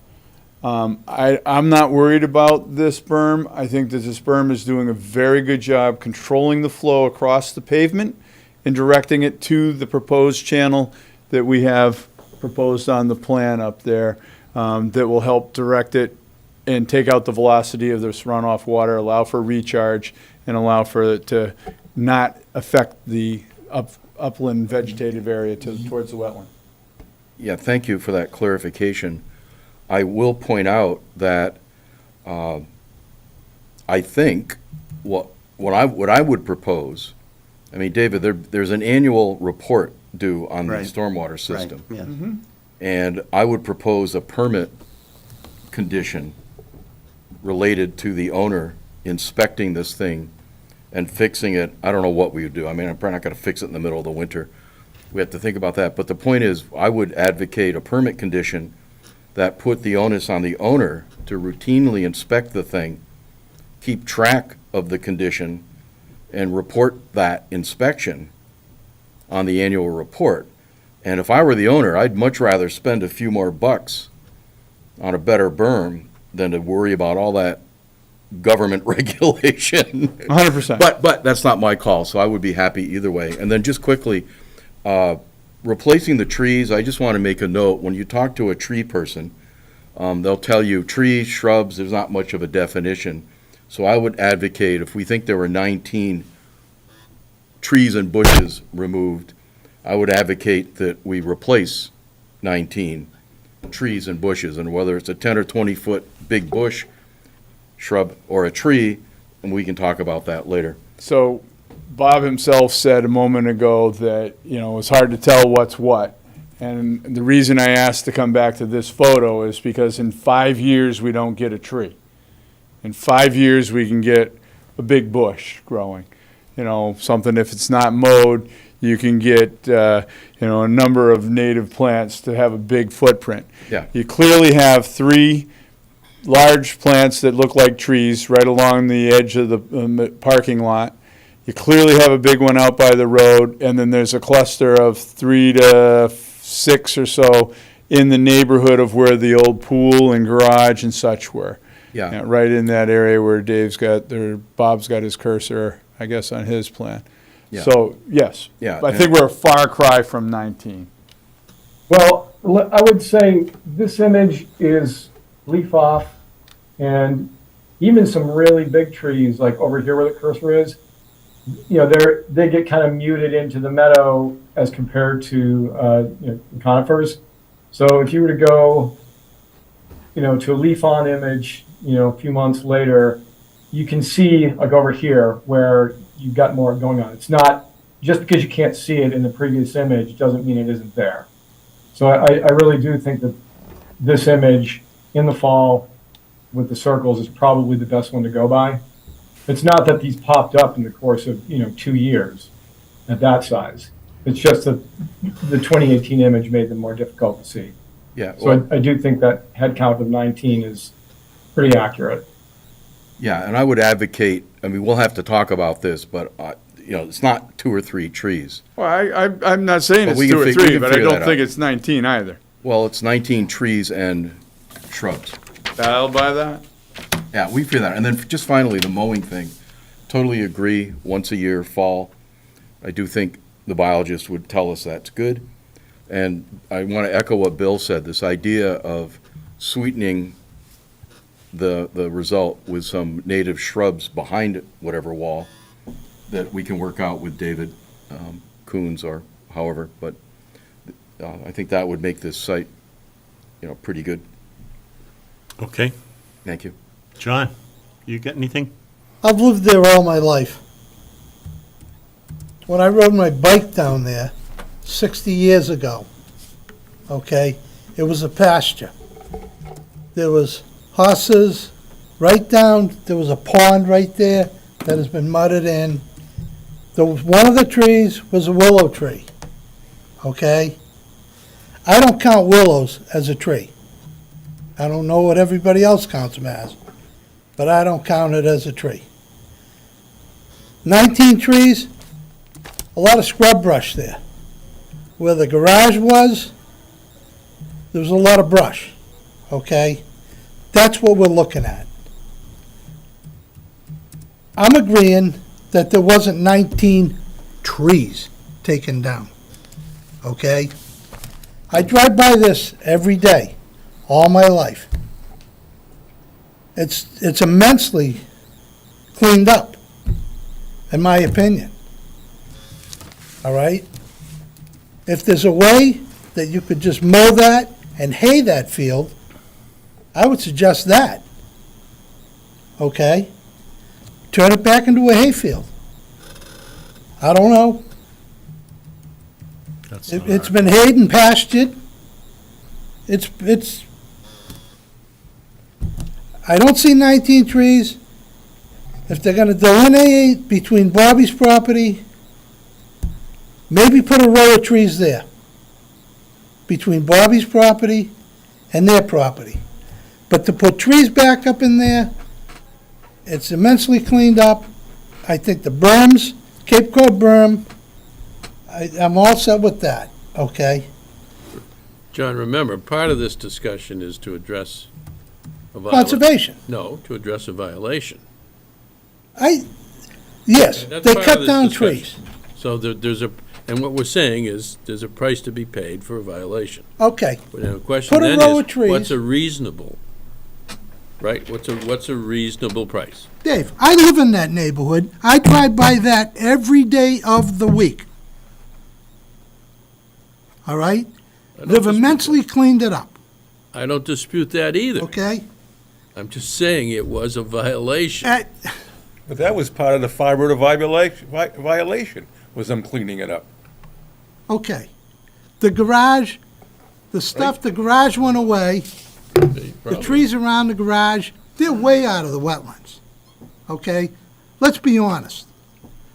Them shrubs that are next to the lumber right there, they were just overgrown bushes.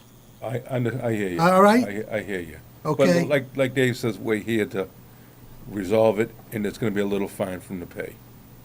That's what it's coming down to. So what I've heard tonight is that I'm sorry, go ahead. Well, I was just gonna say, do you have more? Yeah, I could go on all night about this, because you people it's not- don't live he's in not the gonna say anything neighborhood. different. I live in that neighborhood. Okay, I drive but- by it every day of the week, Right, understood. okay? But let's focus on what we're here for. Well, if they want to plant some trees, and they want to delineate the line between Bobby's property and their property, let's put a row of maples down there, Okay, or something. that I might be didn't the right hear any- answer. I That didn't might hear be the any right discussion answer. about delineating the property line. No, Well, they're we're putting a fence. replacing trees now. Apparently, they're putting a fence, and We're I think, putting, yeah. we're putting trees. Yeah, but that's not him. That's the other guy. Now, my client, this property owner is putting up the fence. Okay, Client. Okay, fine. all right, fine. You can put a row of trees, a hedge row of trees. Yes? Why do that if Okay. he's gonna put a fence up?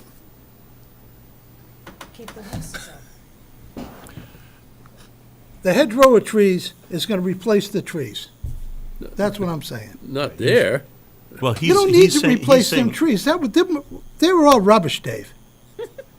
Them trees up hey, around the look, your garage. opinion. Okay, so I think what I'm hearing you say, John, is you don't have to put the same trees in the same place. You can put different no. trees in a different You want to place. replace 19 trees? Yeah. I think you're Replace playing with 19 trees yourself. somewhere else. So that's I'm- fine. So I think you're only gonna have to replace 12 trees if you really did your homework. well, willows- we're all, I think we're in agreement that it wasn't 19 trees. It was 19 trees and shrubs. Right. And shrubs. That means A it could shrub be is one not a tree tree to and me. 18 shrubs. Okay, so. Yeah, there was So, tons of okay. shrubs around Papa Harvey's old All right, house. so Okay. let's, okay. That's fine, but we're not saying it was 19 trees, we're saying it All was right. 19 trees Well, let and 'em- shrubs. Let them replace 3 trees then. Okay, so do we have a summary of what I'm hearing a lot of different ideas here, a lot of thoughts, a lot of direction here. We're talking about, I think I'm hearing the stormwater management part. Are we okay with that? Well, I Except think, for the berm. The question is, are we in Right, agreement? I think Peter and I Right. expressed the same thing on the berm. well, and I think the O&M plan can be amended. Yeah. With what Peter was proposing, so that the order of To get conditions. what you wanted, Peter, we could have the O and M report. They're normally due in January for the prior year. There's no reason this one couldn't be due in May or June, so if there was a problem with the berm, they'd have a season to fix it. They wouldn't have the winter Right. problem that you were addressing. Good So idea. that- I have no problem with that. So that should go in the O&M plan. So Yes. I want to see, Bruce, does that seem reasonable to you? Is I- that- oh, yeah. Okay, so And I heard agreement to the meadow, I think I heard agreement to the meadow but I also heard annual mowing. in the Once- fall. Once annually. Once, I didn't, yeah, but I heard once Let's a call year. it and- haying season. I heard once a year for that.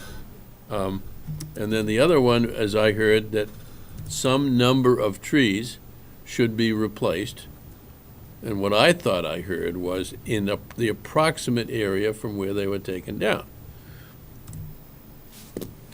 That was the first, and then there was And John. there was John who said, John put them anywhere. Right. Put them along where the fences go. Put them anywhere, right. And Oh. I'd like to make another suggestion on that. Since the mowing, assuming it's going to be done, will only be up to the 25-foot no disturb setback, maybe that's a good place for the trees. I was going to say that, Restore the 25-foot no but disturb. I didn't know if anybody would like that. So That let's was see a what- question that I had, because we're talking about the mowing, and you're talking about the 25-foot line. So that means that we're mowing only to the 25-foot line, and we're not mowing in that wet meadow. So therefore, the wet meadow will not be a wet meadow. It will become woods. Wooded, yeah. It will become woods, and you'll get woods right up to that 25-foot line if we were only mowing to there. Many conservation commissions now are agreeing to this, and they're saying, mow the wetlands once a year. You mow 'em, you know?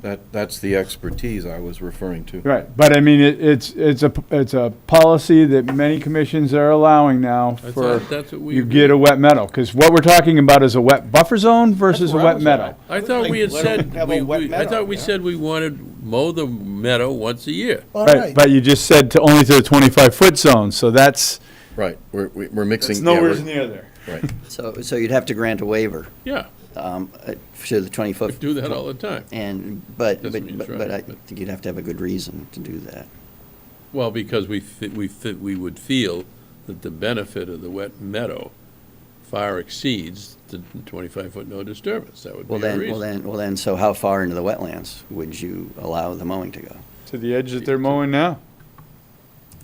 But how is that defined other than the guy who does it? can I say something? Sure. As a hayfield, it was mowed twice a year, Mhm. correct? Yes. That's when you mow. Spring, fall, summer, fall, okay? First cut and second cutting. Go back to mowing it as a hayfield. Yeah, but you Well, get into wetland habitation, and then now it wasn't. And- It's a identified hayfield, you before. can mow it. So the issues become, turtles are typically lay their eggs in around the 1st of June, and their eggs typically hatch the end of September, 1st of October, end of August, 1st of September. That's where your turtles are typically at. Yep. Your birds are another story.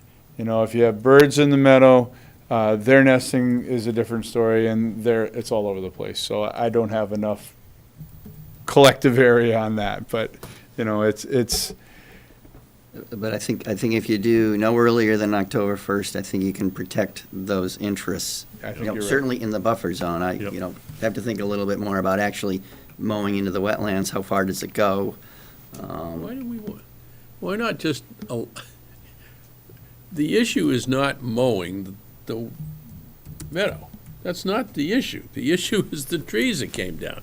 If he wants to, excuse me, John, if he wants to mow the meadow the way he has done it historically, let him. Yeah. But make sure he doesn't do in the whatever areas. I don't want to start You're telling saying him, let him once a year. because though. he doesn't run it as a meadow, he doesn't run it as a hayfield, he runs a lumberyard. It's not a hayfield, no. It was, but it's Well, not anymore. But if somebody wanted to hay it, I'm sure he'd let them hay it. Sure. I don't think we ought to change, I don't think that's our Bobby cut call. hay on unless his you, property. unless you want to I- let it go fallow, which I proposed. Yeah. If you don't want to do that, then let him run it as a hayfield. Yeah, I'm, that's- I'm a firm believer in keeping it mowed, plant minimal trees back, because a lot of them trees were scrub brush and shrubs. I understand, John, but I want him to pay a price for violating our laws. All right, I didn't say how much you want, price. you want the price paid for that. Have 'em put nice shrubs in front of the house then, right? That's not where we're at. We're in a Well, no, he different took place. shrubs out from around the house. Different place, yeah. The point is, we're here to protect Yeah. certain wetland values. Right. Some of what you were saying, John, protects them, some of what we're saying does not. I'm a firm, It's very simple. We have an obligation. no, I'm not going with any of this. You I don't grew know up what in that we've decided neighborhood. yet, John. Yeah, we haven't voted on anything. Yeah, what is it you're not going with? No, not- I I'm don't not think he following has to plant 19 trees, Oh, okay, that's the issue. all right? Okay. I How mean, many's the right number, John? I'd say 6. Based on what? Along the hedgerow. No, where no, no, he- based on why is The it fence 6 line. and not 19? Because some of the trees that you're looking at right there, is a willow tree considered a willow? You can't plant another willow, can you? No, well, you've got to follow whatever the bylaw is All about right, willows. you're not planting a willow, Okay, all right? They took down a willow. yeah. There's But, a willow there. but John, you're missing the point. Yes. The willow has, I'm one member. You guys vote. let me just say this, John. The willow, you're right, we're not supposed to plant them, but they still have significant They have no let me finish. Habitat They value. can't, a squirrel can't climb a willow. There are Oh, other they habitats. can't. Willows They have do in very my high yard. habitat value, very No. high, yeah, they're very It- high. it- Well, let's not argue about willow But, trees, but so- my point is, Getting it's- caught up in something Yeah, really. yeah, Please. We don't worry about Please, my wet neighborhood trees. is cleaned Chair, up keep this finally. going. Okay, so let's get it back to, again, the stormwater we talked about, we have a plan. What was the final plan on that, on the agreement on the stormwater? To amend the O&M plan. The O and M plan. To pursuant to Peter's suggestion for the inspections and the maintenance and include that in the reporting. And that's leaving with the berm as it is? I believe Yeah. so, yes. Yeah. Okay, okay. Right. And that's, And that was doing a May or June filing with you Yeah, versus end doing of a- the year doing a- filing. Okay. An all off-cycle right, so filing, that's right. one. Now, the second thing is the trees. So we talked about whether it's 19 or 12 or 6 with shrubs. The applicant What's- made a recommendation. What was the recommendation? I don't recall. I just remember saying it wasn't all Oh. trees. It wasn't 19. And you did remind us it was trees and shrubs. 6. Yes. Let me throw a number out. I'd say 10 trees. I'd like to see 10 trees. And I think if you decide where to put them on the Where'd property, that come from? does that seem reasonable? Perfect, yes. well, how about 10 trees and 9 shrubs? Don't push your luck. I, You don't want to get me All going. right, how big a tree do you talk want? enough. How big a tree do you want? Don't push your luck. I would like to, I would say that if I could get photographs, and I don't want to belabor this issue, so I'm not going to bother to continue it for that, but you'll find that a lot of those things that are looking like things are not that big. They were low to the ground, they're just they're darker green, they're whatever plant species they weren't turning colors of the fall foliage there, and they're low to the ground, and they're showing Two-inch up. caliper trees. Is that fair? What's that? 2-inch caliper trees? I'd say if we're doing 10 trees, we're doing 1.5 to 2 inch, which will get you in that range. That Okay, good? that works for me. And just show us where you're gonna put them. And tree species. Right. Yeah. Mix them up. Yeah, native, Yep. all native. Mix them up. Native Not all and- maples. 100%. Maple We trees finally get right something along the accomplished. I'm fence gonna line. bring up something else. When I we, agree. They're not Well, going to go just- there. we haven't voted on it yet. No, no, but this could be another condition. Oh, okay. Right? So just Talk one. to the neighbors. John, can you hold on? We're, many conversations. Are you thinking, or maybe you should think about continuing the hearing for pending submission of a tree restoration? I think that makes sense. Restoration. Well, why can't we How have about them if we make it a submitted? condition and we provide a plan to you Yeah. that is reviewable by your agent and he can I like that yay it or better. nay it? I like that idea That's, better. that's reasonable. Well, although given kind of the controversy, I prefer to have the commission review it. I can send it back to you and you can get their vote and a nay or yay. I respect Dave.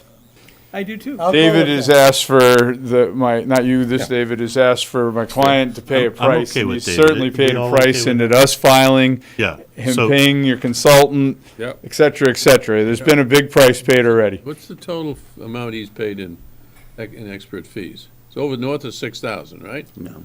You know, Not important. yeah, Well, wait, let- can we- that's No, no, not- it gets to the, it's, he has to pay a price. Let's focus there's on. already been a lot of money spent, over 10 let's grand. not- Let's not go there.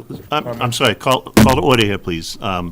David made a recommendation that we have that we focus on the plan and and your suggestion is the Conservation Commission reviews it. What I heard, as you said that, was that I believe most of us were comfortable with relying on your judgment on that, on your review, and that the approval would be that I think that we would make a motion to move forward here tonight and not continue it, but with a contingency that that you have the review, and I'm seeing some nods here. Except that our agent, who we trust, asked for the commission to be involved, so I think we should listen to our agent. Yeah, I mean, once I receive it, I trust can it. certainly bring it back to the commission. I would feel most comfortable doing that, but That's okay too, but I think what we're saying, you can bring it back to us, we can review it, but we can still do that even if we don't continue, if we try to Right. vote tonight. yes, yes, That would be okay with me too. yes. That we get to review it and nod and say, yes, that's okay, close, from our point of view, move on at that point. Is that reasonable? How many trees are we doing now? 10. I think 10 is a good 10 number. I 10 think it's a compromise. 10-inch-and-a-half, 2-inch trees, Caliper. 1.5 to 2 inch. right? Inch-and-a-half to The 2-inch applicant- caliper. trees. Native trees. Yep, in a mix. The applicant And- consultant will propose the locations. Yep. Their discretion where they want to put them. Yep. And cut the meadow once a year. Well, no, he Once a can year. do what he wants. Do what he wants with the What he meadow. wants. Do what he Okay. wants. He just has to make sure, if he's, are we gonna allow him to cut in the wetlands? I don't know, some of the meadow is in the wetlands, right? David, can you go back to the 18 photo? Wait, we're going in circles. We just agreed not to cut the meadow. Or, No, I'm no, sorry, I I'm sorry, to think cut it once. I thought, Not no, anytime, I said, once. well, let's let him decide what he wants to do. Yeah. I If he don't- doesn't wanna cut it, fine. If he does wanna cut it, fine. If you don't cut the meadow, you're gonna end up with a bunch of scrub brush, I and understand, it's David? gonna look Okay. terrible. I David, understand. David, your comment? I just think leaving it up to the owner's discretion does not necessarily promote the best interest of wildlife habitat. Right. And I It think has to be that's best I done by agree. mowing once a year, no earlier than October 1st. I would like to Okay. stick with that. Mowing in the wetlands, I think if it's done that, mowing in the wetlands, I think is less of an issue. So I think, to get to it, if the owner wants to mow it, it would be no more than once a year after October 1st. Right. Well, If David's he saying chooses. should mow it once a year. No, I don't think you're saying he Yeah, I should. think You're he saying should. if he does, that No, would he be said to when. promote wildlife. It should Well, be well, wildlife. in the sense that you'd promote biodiversity because you get meadow species, but Yeah. you'd also maximally protect the wildlife habitat for like nesting turtles and birds. And it would keep John happy. Well, absolutely. I would like to see if we could mow hay there. Well, but that's the owner's discretion. Yeah, right? that's If, not, if he would allow us to mow hay, I know somebody who'll mow it and take the hay. That's not the that's- commission's yeah, issue. yeah, that, we don't want to not go what in we're there. here for. That, to me, We're that's. here to mow. Okay, you We're got it. not here to got give it. you a hayfield, Carl, you man. We're got here it. to protect the wetland We- interests. So let's, again, order, let's, want to restate what Dave, what, What did you say? Yeah, what did we You want just me say? to restate what you said? I think what we said is that we would leave it to mow the field, the wetland once a year after October 1st, period. And that would be the guideline. And You said so 10 trees. 10 trees to be native planted, species, yes, 1.5, 2 2-inch inch caliper. caliper yes, variety. right. And then we said, on the Planted berm, on to the your berm, the O and M plan will be Right. submitted We've got that in the one. middle of the year. Yep. All right, I think we're ready. I think we're ready to close this And hearing. the applicant will pick where the trees get I planted. really have something I want. Uh-oh. Can I go? We're not ready. Okay, Mark? It might make things worse. I'll let you know. Okay? With all your work and what was done here, we know what wetland delineation is, 100, 25, 50, and 100. Correct. How is that gonna, since we know where it is now, how is that gonna impact snow storage? It doesn't, the snow storage historically has been off to the end. You know, we have to maintain the swale that I've proposed, so we don't want to be plowing snow into that. No, but you're gonna maintain 100 feet from wetlands. 100 feet is where this yellow line is. Right. This is right here. The 100 feet's all the way out here. That's right. That's not happening. This area is all the way over here. This is gonna get plowed. We'll plow snow. I think they've been typically plowing off to this end. Okay, as long as they. And you're meeting the state regs too, right? Yeah, Snow storage, okay. That's right. I mean, you could explicitly put that in as a condition. okay. No snow storage in the 100-foot buffer zone. Right. Yeah. You want a motion? We- Oh, you want I'll to take a motion. I'll Want take to a- ask for public comment? You're right. It's time for public comment. Is there any public comment? Okay, none I see. Okay, I I'll move take we a motion. issue an Oh, order. No, we gotta move close we the hearing. close the meeting. Yes, sir. Yeah, motion to close the hearing. Is there a motion? I so. Dave motions, Mark seconds it. All in favor to close the Aye. hearing? Aye. Somebody else can make the main motion. Johnny, you aye? No, You don't want to close Want the to keep hearing? the hearing yeah, open? close the hearing. Okay. No, it's a majority. Motion is closed. The meeting is closed, so that's the majority. Yeah, we got a vote on that. So now we're into a motion as we have described the conditions in the previous comments. To issue an order of conditions, and we talked about submission of the operation and maintenance plan in the summer, or June, I guess, Well, is the right. Well, June. first, we need submission of the amended O&M plan, which Yeah. the order can require. We talked about the client planting 10 trees, 1.5 to 2-inch caliber, native species variety. And the client does it. They pick the location. That planting plan gets submitted to our conservation agent for approval and reporting to the Conservation Commission. That the meadow be mowed once a year in the fall, I think you said. After October 1. In the fall. Okay. And do we, and the only thing is, okay, that's what we said. That's it, I think. Second. Second from Bill. Motion from Dave, second from Bill. Any further discussion? So is the hearing closed? Yes. The hearing was closed, Yeah. yeah. Yeah, we did vote that. Okay. All in favor? Aye. Aye. Aye. Any opposed? None, one opposed, so Good. 6-1 would pass. Glad we have negatives. We have a motion to approve, and we Thank you, sir. closed with the conditions as stated. Good. thank you very much. I will get those pieces to David in the very near future, and we appreciate your time and effort on this. Thank you. Thank you, Thank you, Bruce. Bruce. When do we see you Thank you again? very much, Bob. Thank you, Bob. For a little while. Thank you to our Bye. peer Thank reviewer. you. Appreciate it. Have a good night. Okay. There we go. Okay, now, You gotta have one. all right.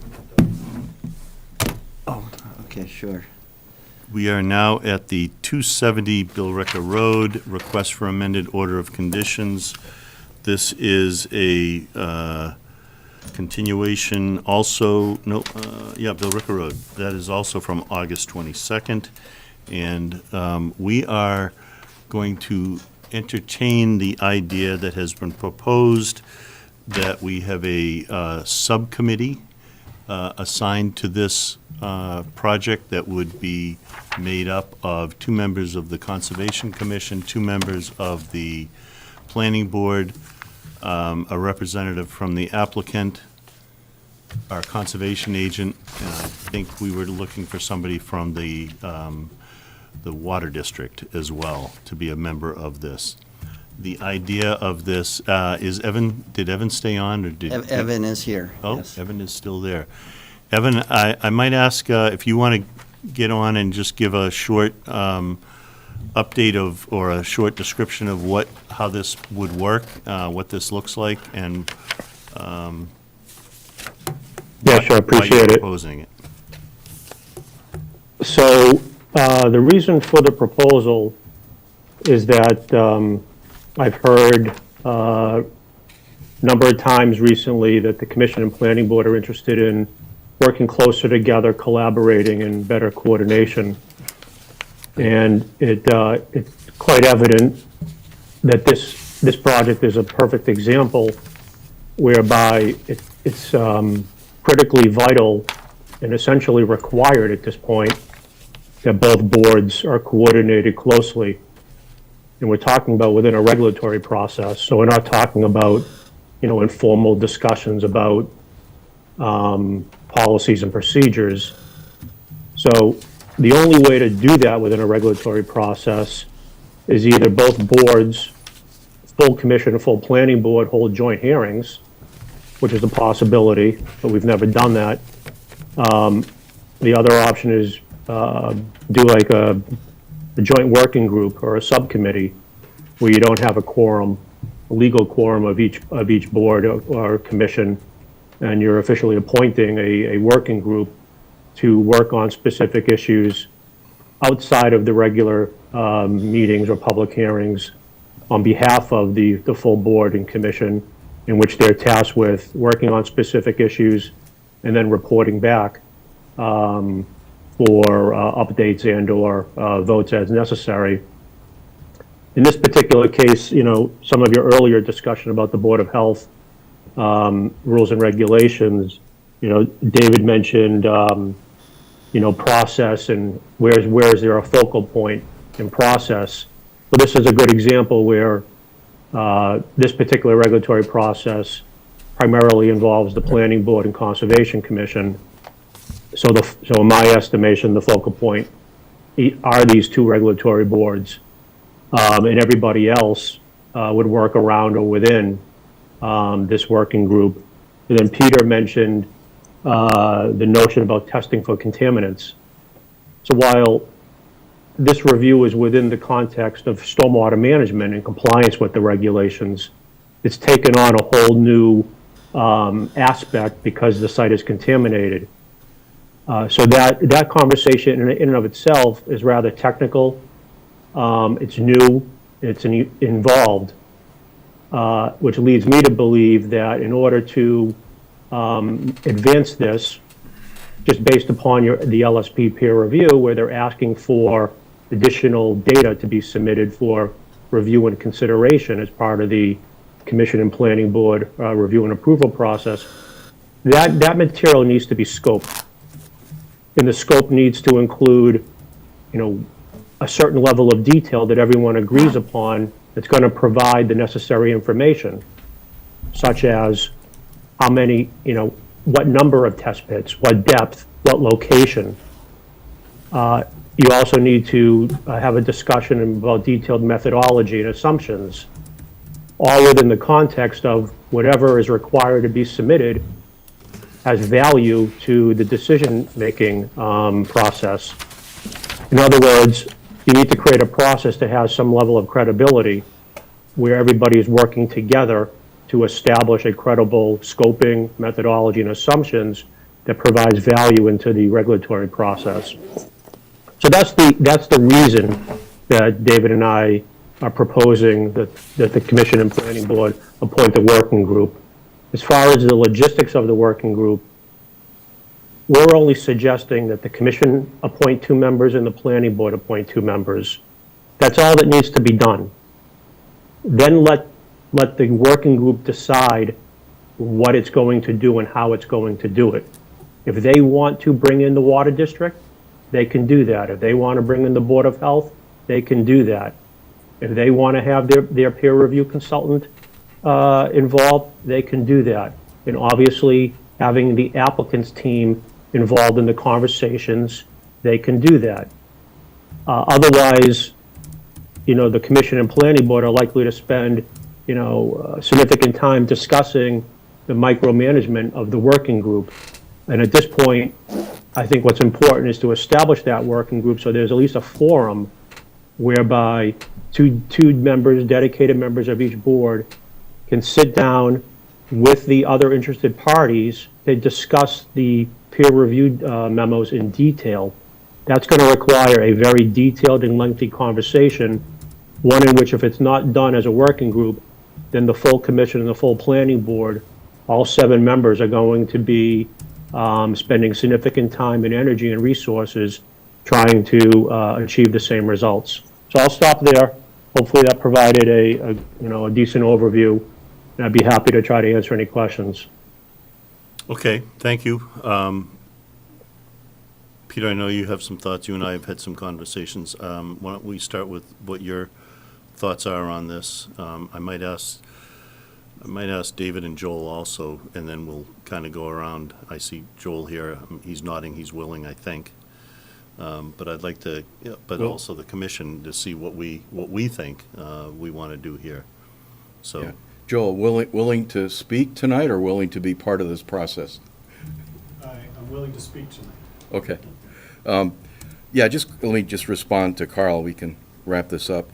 There has been a fair amount of dialogue, and Evan, I think the way you just described it makes sense. That's not really any different than what we've been talking about, but there has been a little bit of confusion, I think.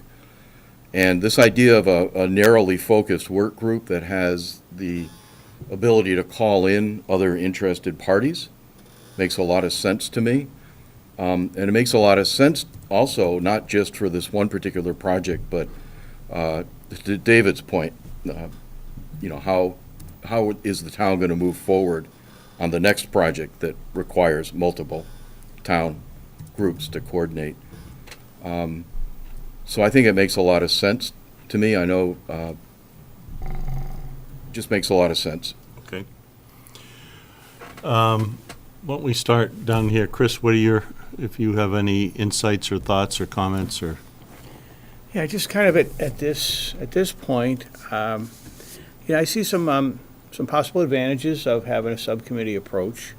I think that there's some benefits to working, having some detailed discussions, establishing kind of a baseline of data, and particularly a baseline of the technical information. I think a smaller working group might have greater efficiencies doing that. So I see advantages.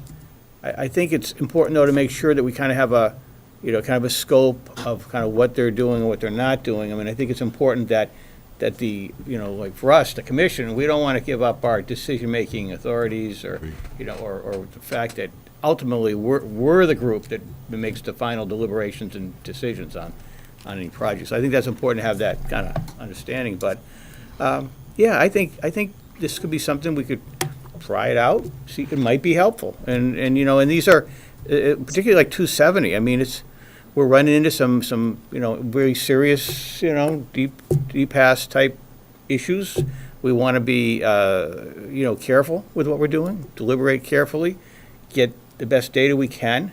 And we're all concerned about protecting the public drinking water, so we're dealing with some important issues. So I think there's some benefit, looking at this, driving efficiencies, getting that technical information, and then having that report back to the respective boards. And I've served both. I did 6 years on planning board, so I kind of understand where planning board comes from, and I've done a lot of years here on, 20, 25 years on Concom, so. Okay. That's my thoughts. Thanks. Mark? I feel pretty much the same way in the service. It seems like a great idea. Who you go back with this information would be Evan. Would you present it to the full board? The board would bring it?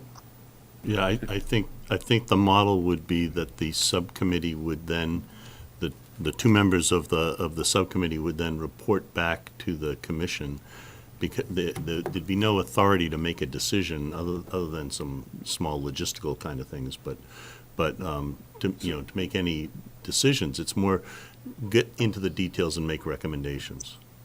So in the nitty-gritty, people you want to bring in to do peer reviews or stuff like that, that would be up to the individual board? The subcommittee? Well, so we generally have identified peer reviewers. I think the idea would be that the subcommittee would probably sit and spend time with the peer reviewer going through their findings in detail, which I think the idea is we want to avoid that in a big full commission meeting. That's the general gist of it, I think. Carl, if I could just add to Mark's point is, I personally feel we've got good peer reviews available and done. So I view this subcommittee, really taking a hard look at the peer reviews that have been done and generating for this commission's consideration the list of any additional information that we might feel we need as a recommendation, and then this board gets to decide what to do. But I think we're not that far away. I mean, we're not going out to start new peer reviews. We've already got that done. It just seems like, well, David gave me the idea. I'll let him run with it. Okay, Dave, you wanna, can I just ask you, Dave, to sit up a little for the change. What'd I give you? Go run with it, Dave. I take it, Evan, this subcommittee has no statutory authority.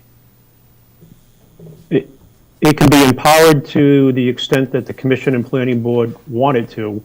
The proposal that I think we're talking about this evening is that they're purely advisory, and that whenever they come to a decision point within their process, they are reporting back to the full commission and planning board, in which those full boards and commissions would get the update and take the vote. So the first example would be the scope. Can a commissioner rely on his representative to convey to him correct data and information? Or does the commissioner still have to test what the individual subcommittee member is doing? Your opportunity to test would be when the two committee members bring back to you an update and a proposal for your consideration. So we would still have to do the same amount of work that we did before in order to act Well, on that. Not necessarily. I'm not trying to get in out the- of work. I'm just trying to understand. I think If, the concept for example, is that let me there. just finish, Evan. If for some reason, based on what our two members reported back to us, the Conservation Commission made a decision and took a vote, and were sued because the vote was inappropriate for whatever reason, and we said, yeah, but we relied on what our two members in this subcommittee told us. What liability do we have? Without being an attorney, the way the process is being described is that the full 7 members of the Conservation Commission would be reviewing the information. Okay. Maybe a summary from the working group, and then deliberating, considering and deliberating whatever decision point is being made. Okay, so So they're advisory. right, we're not really eliminating any work that the Concom committee is expected to do. That's an individual decision. Okay. Some members may embrace this notion that they have a dedicated, highly focused working group that is trying to better understand and boil down into a manageable summary. Other members may want to continue to do a full due diligence that they normally do. Okay, thanks. Anything else, David? That's all I had. Bill? Yeah, I think it's a good idea. I think you get that group would dig into the minutia of this, bring it back to us, and then I don't want to lose, like Chris was saying, we don't want to lose our authority as a 7-member board to 2 members on our committee and 2 of planning board and other people. So I feel like to get the information, it's a good idea, but we don't want to lose our authority. Yeah, there's no way for the working group to legally take votes on behalf of the full commission on the planning board. If they were empowered to take a vote to approve a scope without going back, that's entirely up to, the appointing authorities, meaning the full commission and the full planning board. What I'm suggesting out of the get-go is let's establish the working committee where they're advisory, they're reporting back. Let's see how that goes. Who comes up with the scope, the advisory committee or us? The advisory committee would recommend a scope. And come but back it to would be us prior presented- to It would acting be on it, presented to the full commission for review and approval and the planning board. and then go back and dig into it. Yeah. And then, then the scope would be done, and they would reconvene and review the results of that scope, determine if additional data was necessary, or summarize for the 2 boards to the best of their ability the results of those additional tests and reports. And the peer group that we have now, would they work with that group at all, or would they work with us once we're presented with their findings? Yeah, I envision that the board's peer review consultants, as well as the applicant's consultants, would be actively engaged in the working group. The reason for that, and I know this is maybe a point of confusion or concern, I'm not suggesting that they're voting members. Again, the working group isn't taking any votes. Right. But the whole point of a regulatory process, for all parties involved, is that there's credibility. And I think the benefit of the working group is that it provides a forum, a dedicated forum, where those who volunteer on the Planning Board and Conservation Commission to spend extra time and energy, that really want to take a deep dive and engage with the peer review consultants and the developer team to detail out scoping. And again, scoping isn't just scoping. It requires a detailed discussion about methodology and assumptions, which in my opinion is critical when you're trying to provide credibility into a regulatory process, specifically where every data point that comes back to the full commission and planning board is presumably going to be used to make a determination on regulatory compliance. Right. So methodology and assumptions is really important here. For example, let's assume that the applicant wasn't actively engaged in creating a scope, and they were just asked to do the work. Well, what if somebody along the line, a planning board member, a conservation member, a peer review consultant, questioned the methodology, questioning the laboratory analysis, or questioned the depth of the test pit, or what was being tested, or how it was being tested, and then more importantly, the assumptions as to how that scoping and testing is all done, and how is it intended to be used within a regulatory process. I don't have the answers to all this stuff. I just know from listening to many people talk about it, the question keeps coming up is, once we get all the data that we think we need, what is the regulatory threshold to make a determination? So what I'm suggesting is, as part of scoping, that level of conversation should take place so that whatever data is required, we at least have an initial understanding as to how it's going to be used by the commission and the planning board to make their regulatory determinations.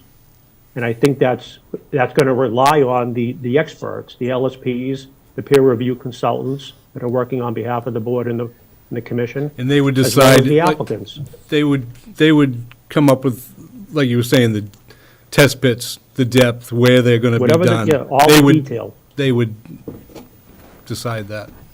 Okay. They would, They'd make recommendations on They would that. formulate a proposal for Right. consideration of the full planning board and conservation Right. commission. And then we'd have to approve that before they went with that. Right. Okay. Correct. I'm fine with that. I think it's a good idea. Peter? I just want to say that my personal, I like what you're saying, Evan, I agree. It needs to be the commission's authority and control, and I would view this advisory group as just that. You know, hey, Bill, here's what we came up with. Go away, think about it, ask the peer reviewer yourself, whatever you need to do, but do what you normally would do. And I just want to add, this stuff is complicated. I've had some chats with others in the industry, and this confluence of groundwater, wetlands, contaminated sites, and the desire to develop them is a challenge for everybody in the industry. There are solutions. They just take a higher level of effort, I think, than we all want to spend here at these hearings. John? How long is this gonna add That's to the a process? good question. Question. It This is, should, what I'm looking at is months. Yeah. No, I'm looking at months. Okay. I'm looking at a board of people that can make a decision collectively. I'm against subcommittees and this committee. I'm against it. I think we're all capable of making a decision based upon what's shown to us by Casey, what we hear, whatever. I think it's just gonna snowball, and there could be legal ramifications of this with just two people telling everybody something. Okay, That's my opinion. okay. just a couple final points. This model has been used by the zoning board. Granted, it wasn't two boards, but the zoning board during 40Bs in the past has used a working group concept to take deep dives on traffic and stormwater. It just wasn't a multi-board working group. This concept should and will streamline the process. Regardless of what option the boards choose, you're still going to go through the same process. The question is whether the full 7 members of each board want to spend their time at regular hearings doing the same work. The other option, which is what I'm proposing, is you allow a dedicated working group to take the deep dive on behalf of, where they're trying to understand, summarize, make proposals on scopes and things of that nature. That model should streamline the process, and it should create a level of efficiency. When would they meet, Evan? Or how often would they meet? Whenever they want. My suggestion is, again, simply for commission to appoint 2 members, planning board to appoint 2 members, and let them schedule their first meeting, and they can talk about timing, scheduling, what kind of meetings they want to do. I'm not suggesting that we micromanage the working group. I think you appoint them and let them begin to meet and figure this out. If they want to have meetings that are posted and open to the public without taking public comment, that's their business. If they want to have public comment, that's their business. And there's pros and cons to that. At the end of the day, I think the only way this does work is where the working group is actively collaborating with their peer review consultants and the applicant, because the only way any of this works is if the applicant agrees to do the studies that are requested. And so you need some mutual buy-in. Otherwise, someone along the line is going to question the credibility of what's being done. So what better way than to actively engage with the applicant so that they're part of the scoping session, and the working group is really designed to achieve a consensus prior to reporting out. If it can't achieve consensus, then it goes back to the planning board and Conservation Commission for conflict resolution. Can I, Carl? Yeah, go ahead. I know it's getting late and everyone's tired of this, but there is something overarching that's really important. And I'm going to go out on a limb here because I'm not the decision maker on what I'm about to say. But I've watched a number of other sites like this one where DEP in time uses their full legal authority under the Haz Waste regs to order the owner to do a detailed site investigation that probably would answer all of our questions. And I just want to put a fine point on that. In my professional experience, usually that work is done, the DEP cleanup process, guaranteeing that the wells are safe. Usually that's done before a property is developed. Not always, but usually. So that's what's putting us into a gray area here. And so I just want to point out, this work group has to be careful. We're really duplicating what DEP is most likely eventually going to ask this applicant to do, whether it's before or after the building is built. And that's what makes it hard, because we're not taking DEP's legal authority, Right. but we're trying to come up with really the answers to the same questions. Is stuff going to get into the wells? So I know that's going to seem confusing, but that is kind of an overarching consideration. I think with time, DEP probably will request the same kind of stuff we are now in a position of asking the applicant for. So, Casey, thanks for being here tonight. I'd be curious to hear your thoughts on how this process works. And just to be clear, I'm going to ask if Joel, if he's willing, if he'd like to also talk as a member of the planning board. Sure. So, Casey Ferrero with Howard Stein Hudson representing the applicant. I do want to note that Doug Deshane, the project attorney, is on Zoom. But I will note that last week, upon receipt of the peer review, the project team did have a meeting together, and the consensus was that something like this group we were going to request. So the project team is in full support. We were going to request it from Evan, but Evan happened to email us the next day asking if we'd be interested in it. So we responded with yes, and if he would go ahead and set it up. So that brings us to here today. This working group, full support from us. We'd really like the peer review to be part of it. I think it's important that the project team and the peer review is also working closely to make sure that any information that we have to provide, we know that the peer review is going to view it as sufficient. We don't want to go back to a scenario where we feel like we've provided enough information, but peer review would like some more, so we really want them involved in the process so that we know that what we have to retrieve for information and provide is adequate for what they think we can make a determination on. Okay, thank you. Joel, can I ask, Yeah, Joel Luna, associate member of the planning board. Chris LaValle is on Zoom, so he also is available for comment if you want to hear from Chris as well. We already are doing this to some degree informally. For example, on Hildreth, I mentioned earlier that we had outlined what an environmental information report should have, and part of that was habitat evaluation for the upland. And so I was in contact with David Kuntz to find out what kinds of habitat evaluations you already were having. And then when we had the applicant before us, we suggested that, and we suggested that to see if he could dovetail our upland assessment with your wetland assessment. And he was open to that, and so he did that. So that's the kind of coordination that we're talking about. We have common interests here. We have very much overlapping interests on 270. As you know, we opened a hearing to consider that whether we would rescind or modify the Aquifer Protection District bylaw permit, special permit. And that's why we have a particular interest in this as well. We have not yet, the planning board has not yet approved this idea, nor has it selected its representatives. So I'm just here speaking from my experience from this. I was on the ZBA back in the heyday of the 40Bs. There were two different types of these kinds of things that we had.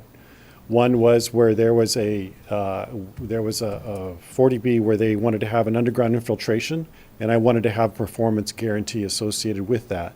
The applicant was resisting that, and so the chair recommended that we just go and have a separate session where we can talk through it together. And it was open to the public as well. We did that in Town Hall. I met with the applicant, I met with the applicant's representative, a lawyer, and basically I explained to him why I wanted the performance guarantee. I explained what my rationale was. I explained why I wanted it to be the amount it was. And when they heard that and they understood it, then they agreed with it. So then when we came back to the full meeting, I reported on what happened, and the board had agreement on that performance guarantee as a condition for that permit. Also, in another case, we had, it was Hillside, where the abutters were opposed to the project and had a number of concerns that they were raising in subsequent meetings. And so they actually floated the idea of having some working sessions together where it was the abutters with the applicant, with his attorney, and they wanted a board member to be there to just sort of be the, I guess, the peacekeeper or what have you. So I was selected for that. So I think we had at least 2 or 3 meetings, private meetings, where we just had an open around the table discussion about what their concerns were. The applicant could hear them, the applicant could respond to them, and then reported back in the main hearing what had been discussed and what had happened. And so that, I think, at least helped facilitate the hearing process. It turns out that they ended up appealing us anyway, which is fine, because they felt like there were still interests that they had that we didn't necessarily go along with, and that happens. But nonetheless, it was a productive way to make progress in the hearing. And what we're looking at here is actually something more of a much more technical nature, where we have very common interests about what we want to know about the site and how what we want to learn relates to what kinds of decisions we have to make. We have different kinds, we have very similar interests, but we also have some individual interests. You have some specific interests about wetlands protection we don't have. We have certain interests about the site that you don't have. And so those are things and jurisdictions. And so it makes sense that we at least coordinate to understand what are our common concerns, what are individual concerns, and to what degree can we fashion for the applicant a scope of investigation that will satisfy both of us. And I think I think that makes the most sense for all of us moving forward, because otherwise we'd be operating independently and potentially asking for conflicting things which we don't want to do. I think it would just be very helpful for us to have a very frank conversation about what our concerns are, which we have expressed in our hearings. But I think it would be good for us to have those conversations together. Also, I want to say that if I was a member of this group, I would only be operating under the direction of the board. So it's the board is expressing an interest in certain things being done, that we would be performing them but reporting back. There would never be, in my thinking at least, that we would be operating independent of what the board is doing. We would always be functioning as an agent of the board in that sense. And so I think that it makes a lot of sense for us to do this. But again, it's up to the discretion of the commission, and it's up to the discretion of the planning board how they want to do it. Thank you. Is Chris LaValle available? I know Chris has some thoughts. Is he on? Can you? I am here. Are you willing to give your thoughts, Chris? Yeah, sure. Don't want to put you on the spot. Like Joel mentioned, we haven't discussed it at the planning board meeting yet. That'll be discussed tomorrow. But essentially, in general, I'm in favor of subcommittees to get some work done. I think it's really good for policies, procedures, and just in general figuring things out. I think I have some concerns with doing it on a regulatory process, specifically with 2 boards, because I actually think it's going to increase the amount of work and the time that we'll have to spend on this. Because I think that in order for the board members who are not part of the committee to be well informed and to understand what's going on, they're going to have to catch up on the information. They're going to have to do some additional work outside of the meetings. And the workload in the regular meetings won't decrease, actually. It will shift the work from the regular meetings into the subcommittee meetings, but that time that the board would have or the commission would have would be filled up with other things. So if you look at the total work that people are going to be doing, it will likely increase.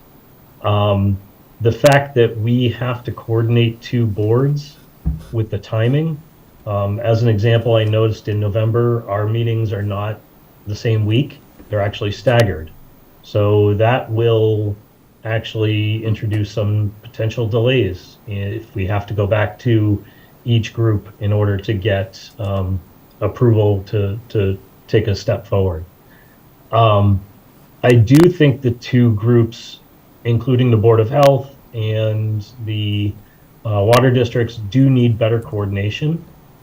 I'm not sure that it would be best spent in a regulatory setting like this. I think the coordination in the subgroup may be better spent figuring out how do we do things in general. Because I worry that if we do this process for this this hearing, then we'll have to also do it for the next one and the next one after that, because we've got a lot of complicated projects in front of our two groups. And so I'm a little bit concerned that if we go down this road for this project, we're going to have to do it for the next one and the next one after that. And we're not really addressing the coordination and figuring things out ahead of time. How do we coordinate better and how do we align things better from the very beginning? Okay. So I'm not sure yet if I'm supporting this or not. But I do think it might introduce more time and work for the two boards. Appreciate your thoughts. Good insights. Thank you for everybody's inputs. So, where are we? What do we want to do here? Do we want to take a vote? Do we want to wait, think about this? I think the applicants are looking to, move things forward, obviously. We know that. We know that there's information that we're trying to digest and understand and read through. We have received, I'm confused on all the different peer reviews we've got, but we do have this peer review that came in. Actually, two of them, two of yes. them, One, yep. one for civil, one for environmental. Okay, so we have that. So we have that in front of us to review. And I think what we're looking at as if we were to project, if we had a subcommittee, it would probably be to at least read through those peer reviews in detail with the peer reviewer in a session that's focused on that. Or the alternative is we do that here in a full open meeting with the whole commission, and this could be a couple of hours on one topic. I'm guessing it would be something like that. Is that? Do you think I'm characterizing that accurately? Yeah. I would say at least. So that's kind of what we're trying to do, and versus if we have a subcommittee, we'd go through that offline and then come back with a summary of what the subcommittee is finding and saying this is where we think we've interpreted the peer review's findings. Here's what we agree with. Here's what more questions we have, and then have the discussion as we would with any other hearing with the commission. And if I could add, since I'd likely end up on this subcommittee, I would think, it's going to be a lot more work for me, but a lot less work for the full commission. Because I really do think, it's really just a couple hour-long discussions with the peer reviewers, and then another discussion with the applicant. Well, that's 3. And each one of those could easily be 1, 2, or 3 hours. So the real question is, does this full commission want to participate in that process? It'd be easier for me, for all the reasons Chris LaValle mentioned. Yep. And personally, I'd almost prefer the full commission put that time in. But in the interest of moving the project forward, I like Evan's recommendation, and I'm certainly willing to do that in the interests of moving the project forward.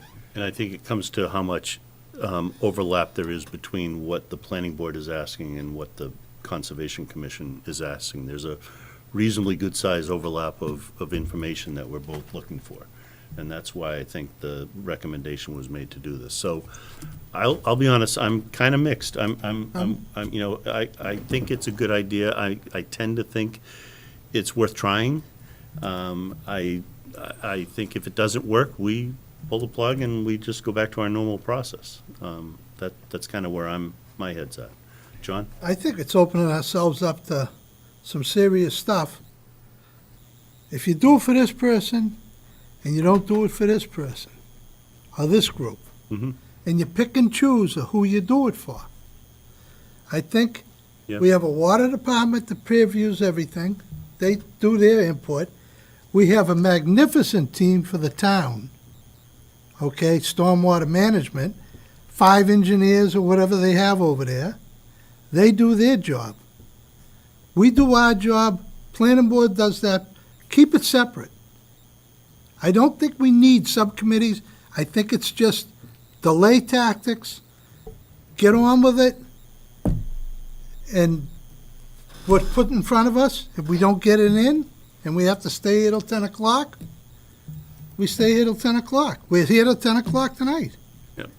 Over something that is not even really in front of us. I'm for people doing their job with different committees in town. Okay, I hear you. They do their job, the town does the highway does their job, water department does their job, Board of Health, fire department, police department, whenever you build a house, they sign off on everything. Okay. When it all goes through them, then it comes to us, we approved this project once. This project was approved Mhm. by us. Right. Okay? And we have new information in the meantime. We had new information because they came back to us. Um, Okay? Exactly why it's complicated. That's why it's complicated. That's why I think we're making it overcomplicated. I hear you. You're I talking hear you. months, Yeah, in my I hear you. opinion. Yeah, I hear you. Can I add something? Yeah, Casey. So I think overall, the project team's goal is to really clarify a path forward. We know that the planning board has certain interests. We know that the conservation commission has certain interests. And we believe that getting everybody in a room to discuss maybe could provide a level of comfort for the project team in deciding a path forward that we want to take that could satisfy both the conservation commission and the planning board, and in turn, or because we are able to satisfy the peer review. We've been doing this for almost 2 months now. We haven't been back since August. The goal right now is to do what we can to streamline the process. In discussing with the project team, the best way we thought we could do that was get everybody in a room and let's talk about it. Like I said, that was going to be the request to Evan and David, but in fact, they came to us with it first. So the project team is very much in favor of this. I understand John's concerns, but we would really like this to happen. So let me make a suggestion. I think, and obviously the planning board's going to have their discussion, I think tomorrow night, they have a meeting. So they'll discuss it, and it may make the whole thing moot if they just say, nope, we're out, we don't want to do anything. So my suggestion would be that we approve the idea of one meeting of a subcommittee with the representatives from the applicant. In the meantime, we can still have a pre-meeting with our peer review. We can always have a pre-meeting with our peer review, and have that one meeting and see how that discussion goes, how that works, and see if we feel like it's productive. And if we think it's productive, then we perhaps have a second meeting, or maybe we're at a point where we're in good shape. But we try it once, and then I think we have 3 weeks, so we may even be able to squeeze in 2 meetings in that 3-week period between now and our next meeting. So this is my idea, And take Carl. that approach. Yeah, I kind of, a little different tweak on it. I'm thinking we authorize it for like a 3-week period of time. Short term, that's it. It's 3 weeks to have a subcommittee formed. And again, we don't know if it's going to form because planning board have to approve it too. Understood. But I suggest 3 weeks.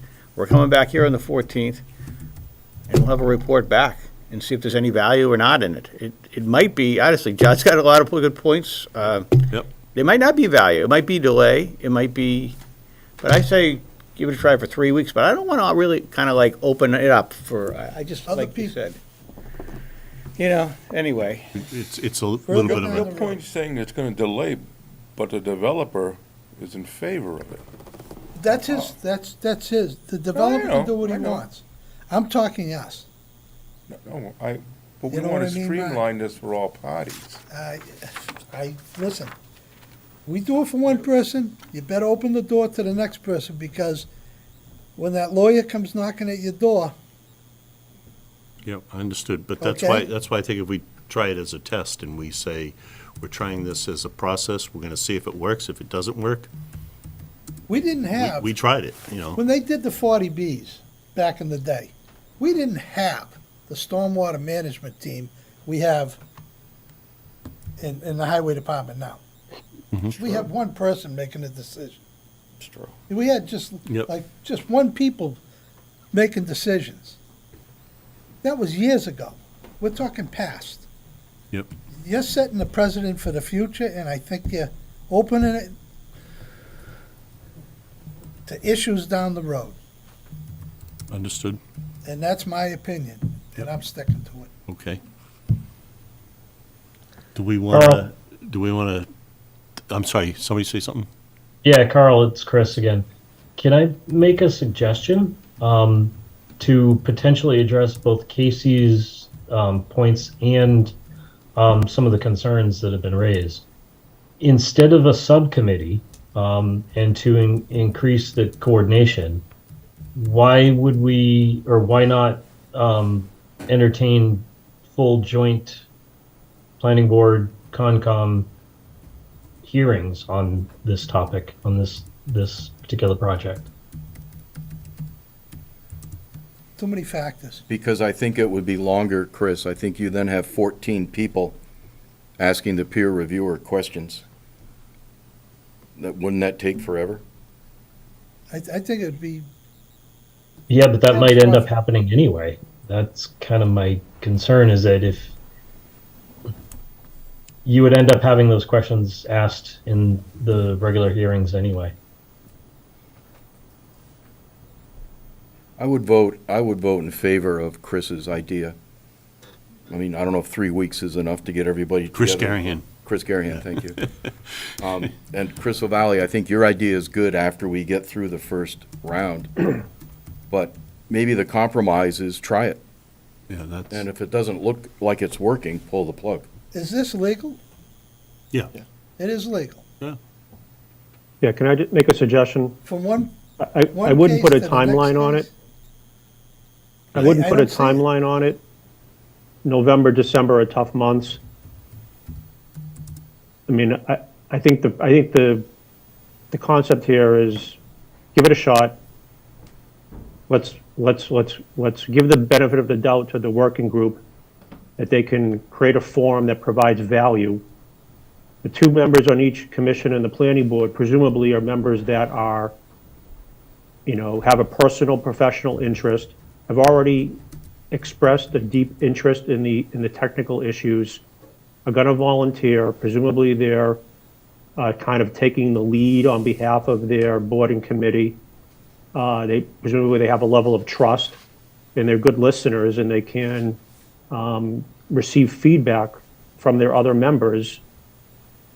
In that context, it streamlines the process, and it likely puts other members in a position whereby they're part of the process, they're receiving summaries based upon a member that they have some level of trust and credibility in.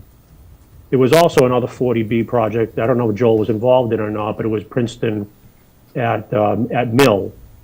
And I believe that went through a similar advisory committee on stormwater and traffic. I remember sitting in meetings related to traffic, peer reviews, and subcommittees. In that context, most of the ZBA members had the availability to review the information, but they were most interested in the summary that was provided by their board member who was appointed to participate within the working group. Of course, they were able to ask their questions, and they still had full control of the regulatory outcome. But it does provide a level of streamlining if there are a group of members that are willing to embrace the concept. And that's why the whole key is to make sure that you're appointing the correct two members that, again, have some level of expertise or interest in the detailed issues. Okay. And just to Chris's point, while the boards can get together and review the peer review letters, that's fairly straightforward. The challenge is going to be, how do you scope the recommended work that the LSP and the civil consultant are recommending? They didn't scope that work. There's no level of detail to their proposal. They don't talk about, again, where these new test pits should be located. They don't talk about the depth of them. So there's a variety of technical issues that are going to take some time to just scope and agree on a scope. I don't know if the two full boards actually want to do that exercise. So maybe there's a hybrid approach here where, again, the two boards are getting together to discuss the peer reviews, and then the working group is tasked with developing scopes for the next set of data that's to be delivered into the process.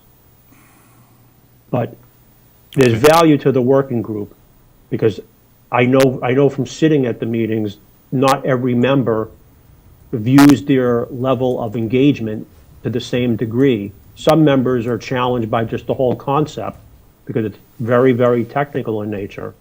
And then the third piece of this is, as much as the two boards may think that they can manage the process, you're still left with the public input process. And to date, that has been extremely detailed and technical in nature. So the working group should and can incorporate whatever technical comments, questions, feedback, critique it receives from the public into that working group. Really devote hyper-focused technical discussion on behalf of the public hearing. Because at a certain point, the public hearing process is going to reach a point where it's so technical and detailed in nature that an average member, never mind the public, is not going to be able to consume what's going on. They're going to be asking for layperson summaries. That, to me, is the benefit of the working group. Okay. Otherwise, the introduction of PFAS just makes it's taking stormwater. Yep. Like Hildreth is regular stormwater. Right. This is not regular stormwater. This is something entirely different. Okay, Evan, thank you very much. I'd like Sure. I'd like to recommend that we take a vote here. I wasn't sure we were going to do this tonight, but I think we need to take a vote, because if we want to keep moving forward, I think we need to vote on whether or not we think this is I think the planning board's going to want to know which direction we want to go, so they can decide. We wait for them, they wait for us. It's Right. like, we've had a good discussion, we've had a lot of good input. I really think there's a lot of good comments on all sides of this. So I guess I'd take a motion on a recommendation to appoint two members of the Conservation Commission to a working group that would be focused on the detailed issues of the 270 application. This working group would not make any decisions, but only suggestions and recommendations to be reported back to the Conservation Commission, at a minimum at every meeting. And perhaps we go with, I'm good with Chris's suggestion that we focus it on a 3-week window right now, that we limit it right now to our next meeting. And at the next meeting, if we say we want to continue this, we continue it. If we say that didn't work, then we go back to our normal process. And I think that, I'm sorry, Vivian, but my recommendation for a motion is getting a little wordy here. I think that's a safe way to go, because you're not wasting any time. If you've had 3 weeks, Yeah. you're not going to lose any time. You're not putting any pressure on the client, delay on the client. We're giving it an opportunity to work if we don't feel like it's going to work. Or if the planning board comes back tomorrow and votes They might they don't want to do it. vote it down, but it's an opportunity for collaboration, and maybe we can come up with something that's better. So that's the motion. I'm trying to move us ahead. We have, So I'll still make have that some more. motion, Mr. Chairman. So make motion that. by Second. Chris, second by Bill. Any more discussion? All in- So does the motion include nominations for specific members? So I'm willing to do it, and I know Peter is willing. Is there someone else who wants to be on this? You'll learn a lot. Bill? Evan, is this open to other people at the meeting? Can other people join the meeting as part of the Yes, audience? what David and I are proposing is that these are posted agenda meetings open to the public. Yep. I think that's the best, I think that's better than a private meeting, because Right. then, you know, Correct. he We're said, trying to she we're said. trying to provide credibility and Right, transparency. Right. They, just to be open, though, it's likely to be daytime. It's not, Yeah. not likely to be. However they can do it. It can be Zoom, whatever Well, works. Yeah, but let's slow down for a minute. Those of us on the committee need to have a private discussion with our peer reviewers, Yes. because there's a lot of technical details I don't understand. Well, but just a point to remember is that the applicant is paying for the peer reviewer. So when you say private, does that mean that you don't want the applicant to be there? I would do that all in the working group. That's the whole point of the working group. Have these frank conversations so that everybody is understanding the same information and coming to the same conclusions based upon a detailed discussion. That's okay. What, I'm sorry, go ahead. you know, if I were to read the LSP's report, I may come to a different conclusion than you come to, Peter. But if we had that conversation with the consultant and with the full working group, then everybody can, in a live interaction, you know, provide their feedback and input. The whole point of the working group is for everybody to be working on the same methodologies and assumptions so that the data means the same thing to everybody. And if it doesn't mean the same thing, we need to resolve that. Yeah. We need to figure out a way to resolve that. Reconcile it. Let me just say, I've done a lot of these, and making it open to everybody at the beginning is going to double and triple the timeline. And I'll explain offline if people want more details. It's not a problem. I doubt it'll happen in 3 weeks. We'll never get all those people together. That's why I said this isn't a 3-week process. If Yeah, I you're mean- trying to get a scope back No, the point within of the 3 weeks that's is. doable. Yeah, the point of the 3 weeks is we're trying it out. Exactly. We're Right. seeing, is Right. this moving in the right direction? Yeah. Are we As soon comfortable with it? as- And if it as- is, As soon as good. you If it's introduce not, we haven't private lost offline anything conversations, other than some time. then the working group concept is not worth doing because it creates more legal liability and lack of credibility. Yeah. In a sense, it's like a mediation, really. You kind of bring in the parties together to have some frank discussions and, hey, can we resolve things, you know? So there's we a need to motion. vote on it. So I'll take a vote. We had a motion from Chris and a Second. second from Bill. All in favor, say aye. Aye. Aye. Opposed? One opposed. I didn't see a vote. I'm tempted to abstain because I'm serious about what we just said, doubling the work. Well, I can abstain, right? Sure. Sure. Absolutely. I'm voting. I just don't believe in it. Yeah, yeah, I believe in the Well- boards doing their jobs, everybody doing their jobs. okay. I Bill vote, Belichick, do your job. Do your job, yeah. I vote for it, and I agree completely with John. There you go. That for confusion. Yeah. That's Okay, confusing. all right, so That's So- confusing. Put so- that in the minutes. Put that in the minutes, Move me please. away. the vote, and obviously, you know, Peter and I will be the members of this, unless somebody else wants to. If you speak up, I'm totally good if somebody else wants to. But I mean, will there be a Zoom link? I might be able to zoom in for a there- portion of it. there may well be a Zoom link. We'll see, yeah. That might be the way to do it. We'll see. We'll have to figure out some details. I want to keep moving. We have a few more things on our agenda. Casey, is there anything else you want to? Thank you, Evan. You haven't? I don't think I have anything else, but I would like to give Doug the opportunity to mention right, anything if he he's would on like to. Doug, anything you want? No, Casey, other than the fact, gentlemen, that my clients are trying to address this situation as quickly and as effectively as can be. It has been difficult dealing with multiple boards, with multiple concerns, multiple considerations, when at the end of the day, all of the boards, including my clients, are looking to make sure that the environment is protected, that this project can be built in a safe way and, in an effective and quick manner. So we certainly supported this working group. We do feel, personally, we don't feel that it's going to add additional work to the boards necessarily. In fact, it will help to refine things and to bring things into focus. So I think it is well worth the efforts, and I appreciate the board's consideration. Thank you. Thank you. Thank you, Attorney. Okay, I think we haven't really opened a hearing here, so I think we need to also vote to continue the hearing until the next meeting, which would be November 14th again. I'll take a motion to continue the hearing. So moved. For, where are we? 270? 270 Billerica Road. Billerica. Till November 14th. So moved by Chris, second by Bill. All in favor? Aye. Aye. Opposed? None. All in favor? We have 6-0. Okay. Thank you very much. Thank you for your time. Thanks for your patience. All right, continual business, 0 Littleton Road.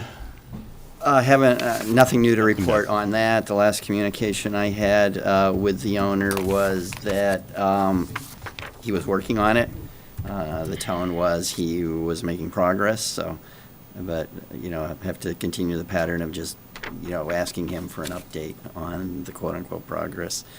So on 35 Brick Hill Road, a little bit to report on that. I did get an email from the owners saying that they're running short of money, and have requested, consideration for that concern.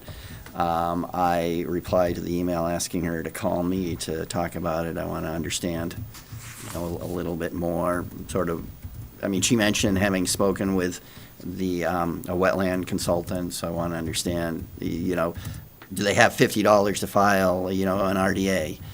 So, Okay. that's, You're staying on top of it, though. so Okay. hopefully I'll be able to speak with her again shortly. Okay, thanks. Land management, we're still working on the CR, trying to close that very soon. You should have got an email today about the opening of the site, the official event of the site, which will be next Friday, November 3rd, a week from this Friday, at 1 o'clock in the afternoon. We'll have, the email you got has the various people invited, but all of you here are invited to this site for that opening. The granite sign is up, and Billy and Charlie Wojcik did some nice work clearing up in front of it, so the granite sign's in good shape. I have made a little progress on getting a CPC, a Community Preservation Act plaque. It won't be there for this opening, but we're making some progress there. Courtney was here. I was going to ask her about the beaver flooding at Crooked Spring. Do you remember, David, on that? Were we the ones that requested help from stormwater?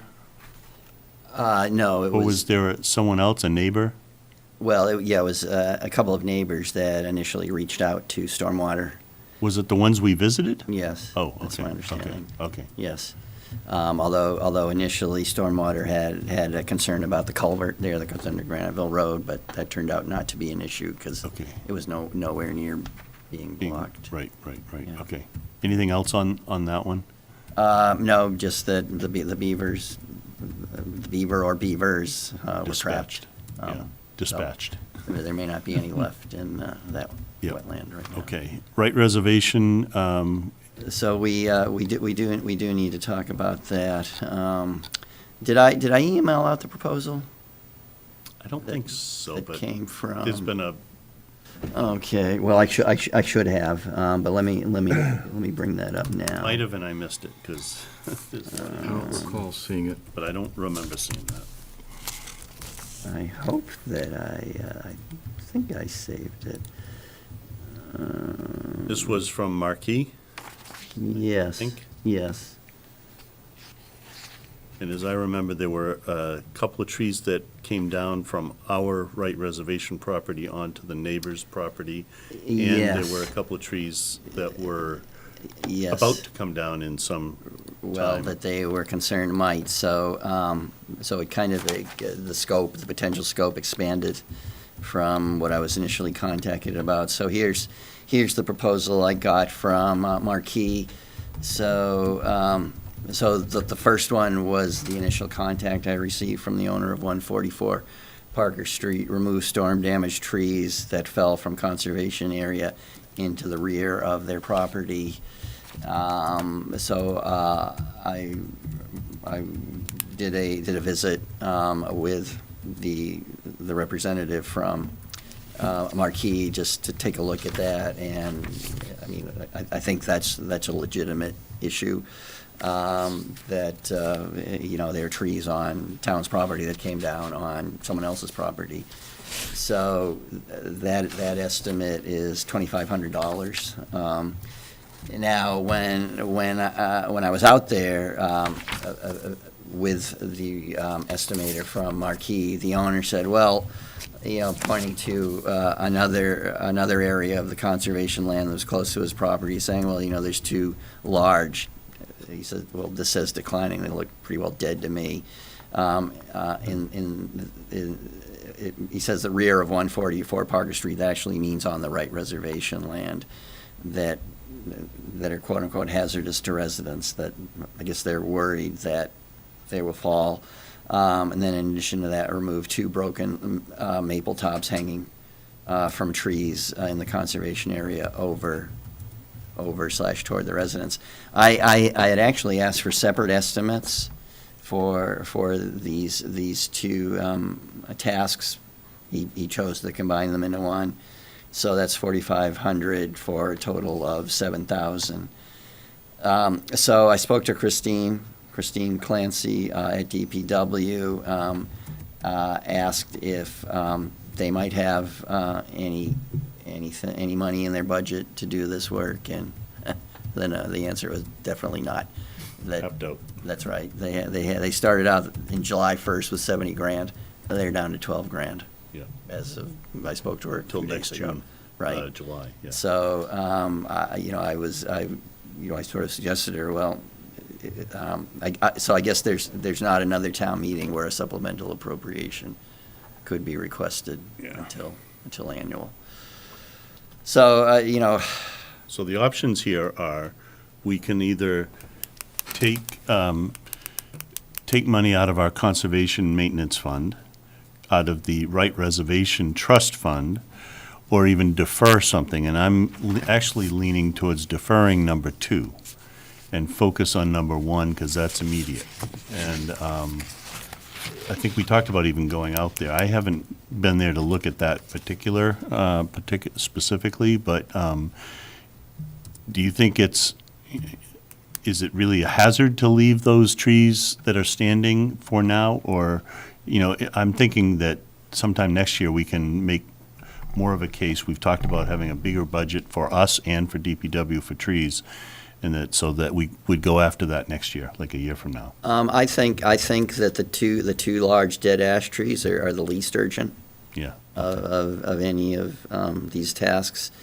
The 2 broken maple tops hanging from the trees. I mean, I think if they fell, they'd fall straight down. Someone would have to just be really unlucky to stand there, be standing there. But if I had to rank these in order of urgency or priority, I would say they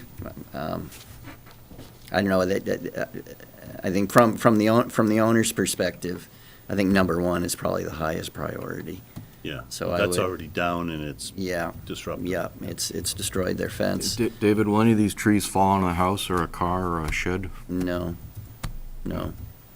I think the concern is someone would just happen to be out there in the yard when it fell on them.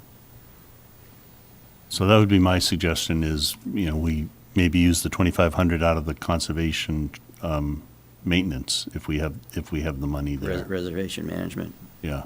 Yeah, there should be enough. I don't love the idea of using the trust fund money for that. That just seems the wrong use of that money, if that makes sense. Okay, and then, you know, just keep this on the radar screen. Again, Yep. I know I sound like a broken record, but Darlene has suggested to me a number of times, ask for more money. Yeah, and for that's, the annual yeah, I mean, appropriation. but that would be for 2025. Yes. And you know, you and I have talked about that, and I think it's the right thing to do for this kind of a situation. Yeah. Exactly, and we're, you know, we shouldn't be squeezed, you know, like we are, and we don't ask for much, so, Right. money-wise. Okay, so should we take a vote? Is that the Yeah, I would recommendation? suggest taking a vote. So I take that would be my approach, unless the discussion with anyone else. I agree with that. I move that we spend up to the amount of $4,500 for, 2,500. oh, excuse me. The first line. Line one, I move that we spend up to the amount of $2,500 for tree removal to remove the storm damage debris that fell from the conservation area into the rear of 144 Parker Street. We spend that out of our maintenance funds. Reservation management account, Reservation yes. management account. Moved by Chris, second. Second. Second by Bill. Any further discussion? All in favor, say aye. Aye. Opposed, none. Motion passed. Thank you on that. Cranberry Bog, anything else on right? No. Okay, Cranberry Bog, there is a request from the Carlisle Bog Subcommittee that we have a representative on their Interbog Committee that will work with them very infrequently, but they do have meetings like every 3 months on what they're doing with their site, and they're doing the Phragmites, and they're doing a dam repair, and they just want to have somebody from Chelmsford to be able to be a point person for them. I've been going to those meetings. I've done that for a few years. Dave typically does too. If anybody else wants to do it, that's fine too. It's kind of having a good communication. We had a call last night, but so I'm happy to have, if somebody else wants to be on this, or I'll keep doing it. I don't care. It's not a big deal. Carl, I have an interest because we talked about maybe trying to get all the different people together that work in that watershed, which I haven't done anything about. This would make it easy for me to try to advance that idea. Some of the, well, that's kind of the point of this. Yeah, and that is a mega It's invasive. subset of the whole thing. Yeah, but and it's a big invasive removal project. We could learn from that. Yeah, the Phragmites. So if you're interested to participate, that's fine. Okay. It's not a big lift. Yeah, I think I've been to one of their meetings, actually. Okay. Okay. I think you guys know the dam repair work has been really progressing well. I think I told you the last time that Steve Mayotte put the riprap along the banking on the impoundment side, and it really looks good. And the downside, a lot of vegetation has been cut back per the engineer's recommendation we've removed almost all the trees. There's a few saplings that we still have to remove, but the vegetation's been removed to make the dam more robust and stable, so that's good. Anything else on the agent's report? We didn't have anything on there. Meeting minutes, do we, The certificate of compliance. we did that. We did that before you got here. Oh, okay. We had to adjust some things. So Vivian, on that one, that was a motion by Dave, seconded by Bill, and basically the vote was to take no action at this point. So, and it was unanimous, so no action at this point. Motion by Dave, seconded by Bill, unanimous, no action On the certificate of on the compliance. certificate of All right, compliance. I'll be watching that part of the movie Yeah, anyway. one, yeah. Are we ready to vote on meeting minutes, or do you feel like you need to review them? We have three, I believe we have three. Four. Oh, we have four. Well, there's I only, did October 17th, too. there's only two in front of you because I figured it would be late tonight Yeah. and you might not want to. Maybe that we could do at least the 12th, September 12th. Yeah, let's do Even September if we have 12th. to take a 'cause- couple minutes now. Yeah, those are here, okay. Oh, we have two. We have the 26th and the 12th. Three of them here. Got all three. We got the 12th. We've got the 26th, yeah. 12th and the 26th. That's all I printed. That's all I see, yeah. There's three on the list.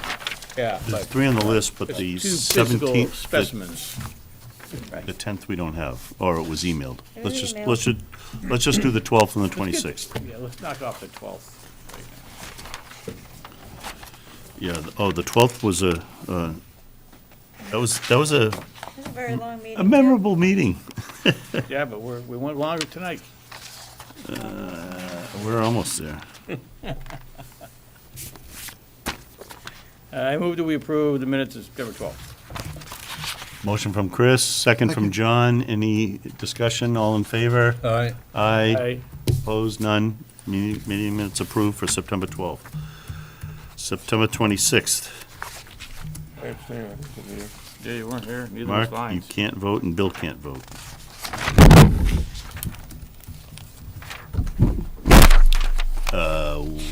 We have a quorum to vote. We have 4. Take a motion on the 26th.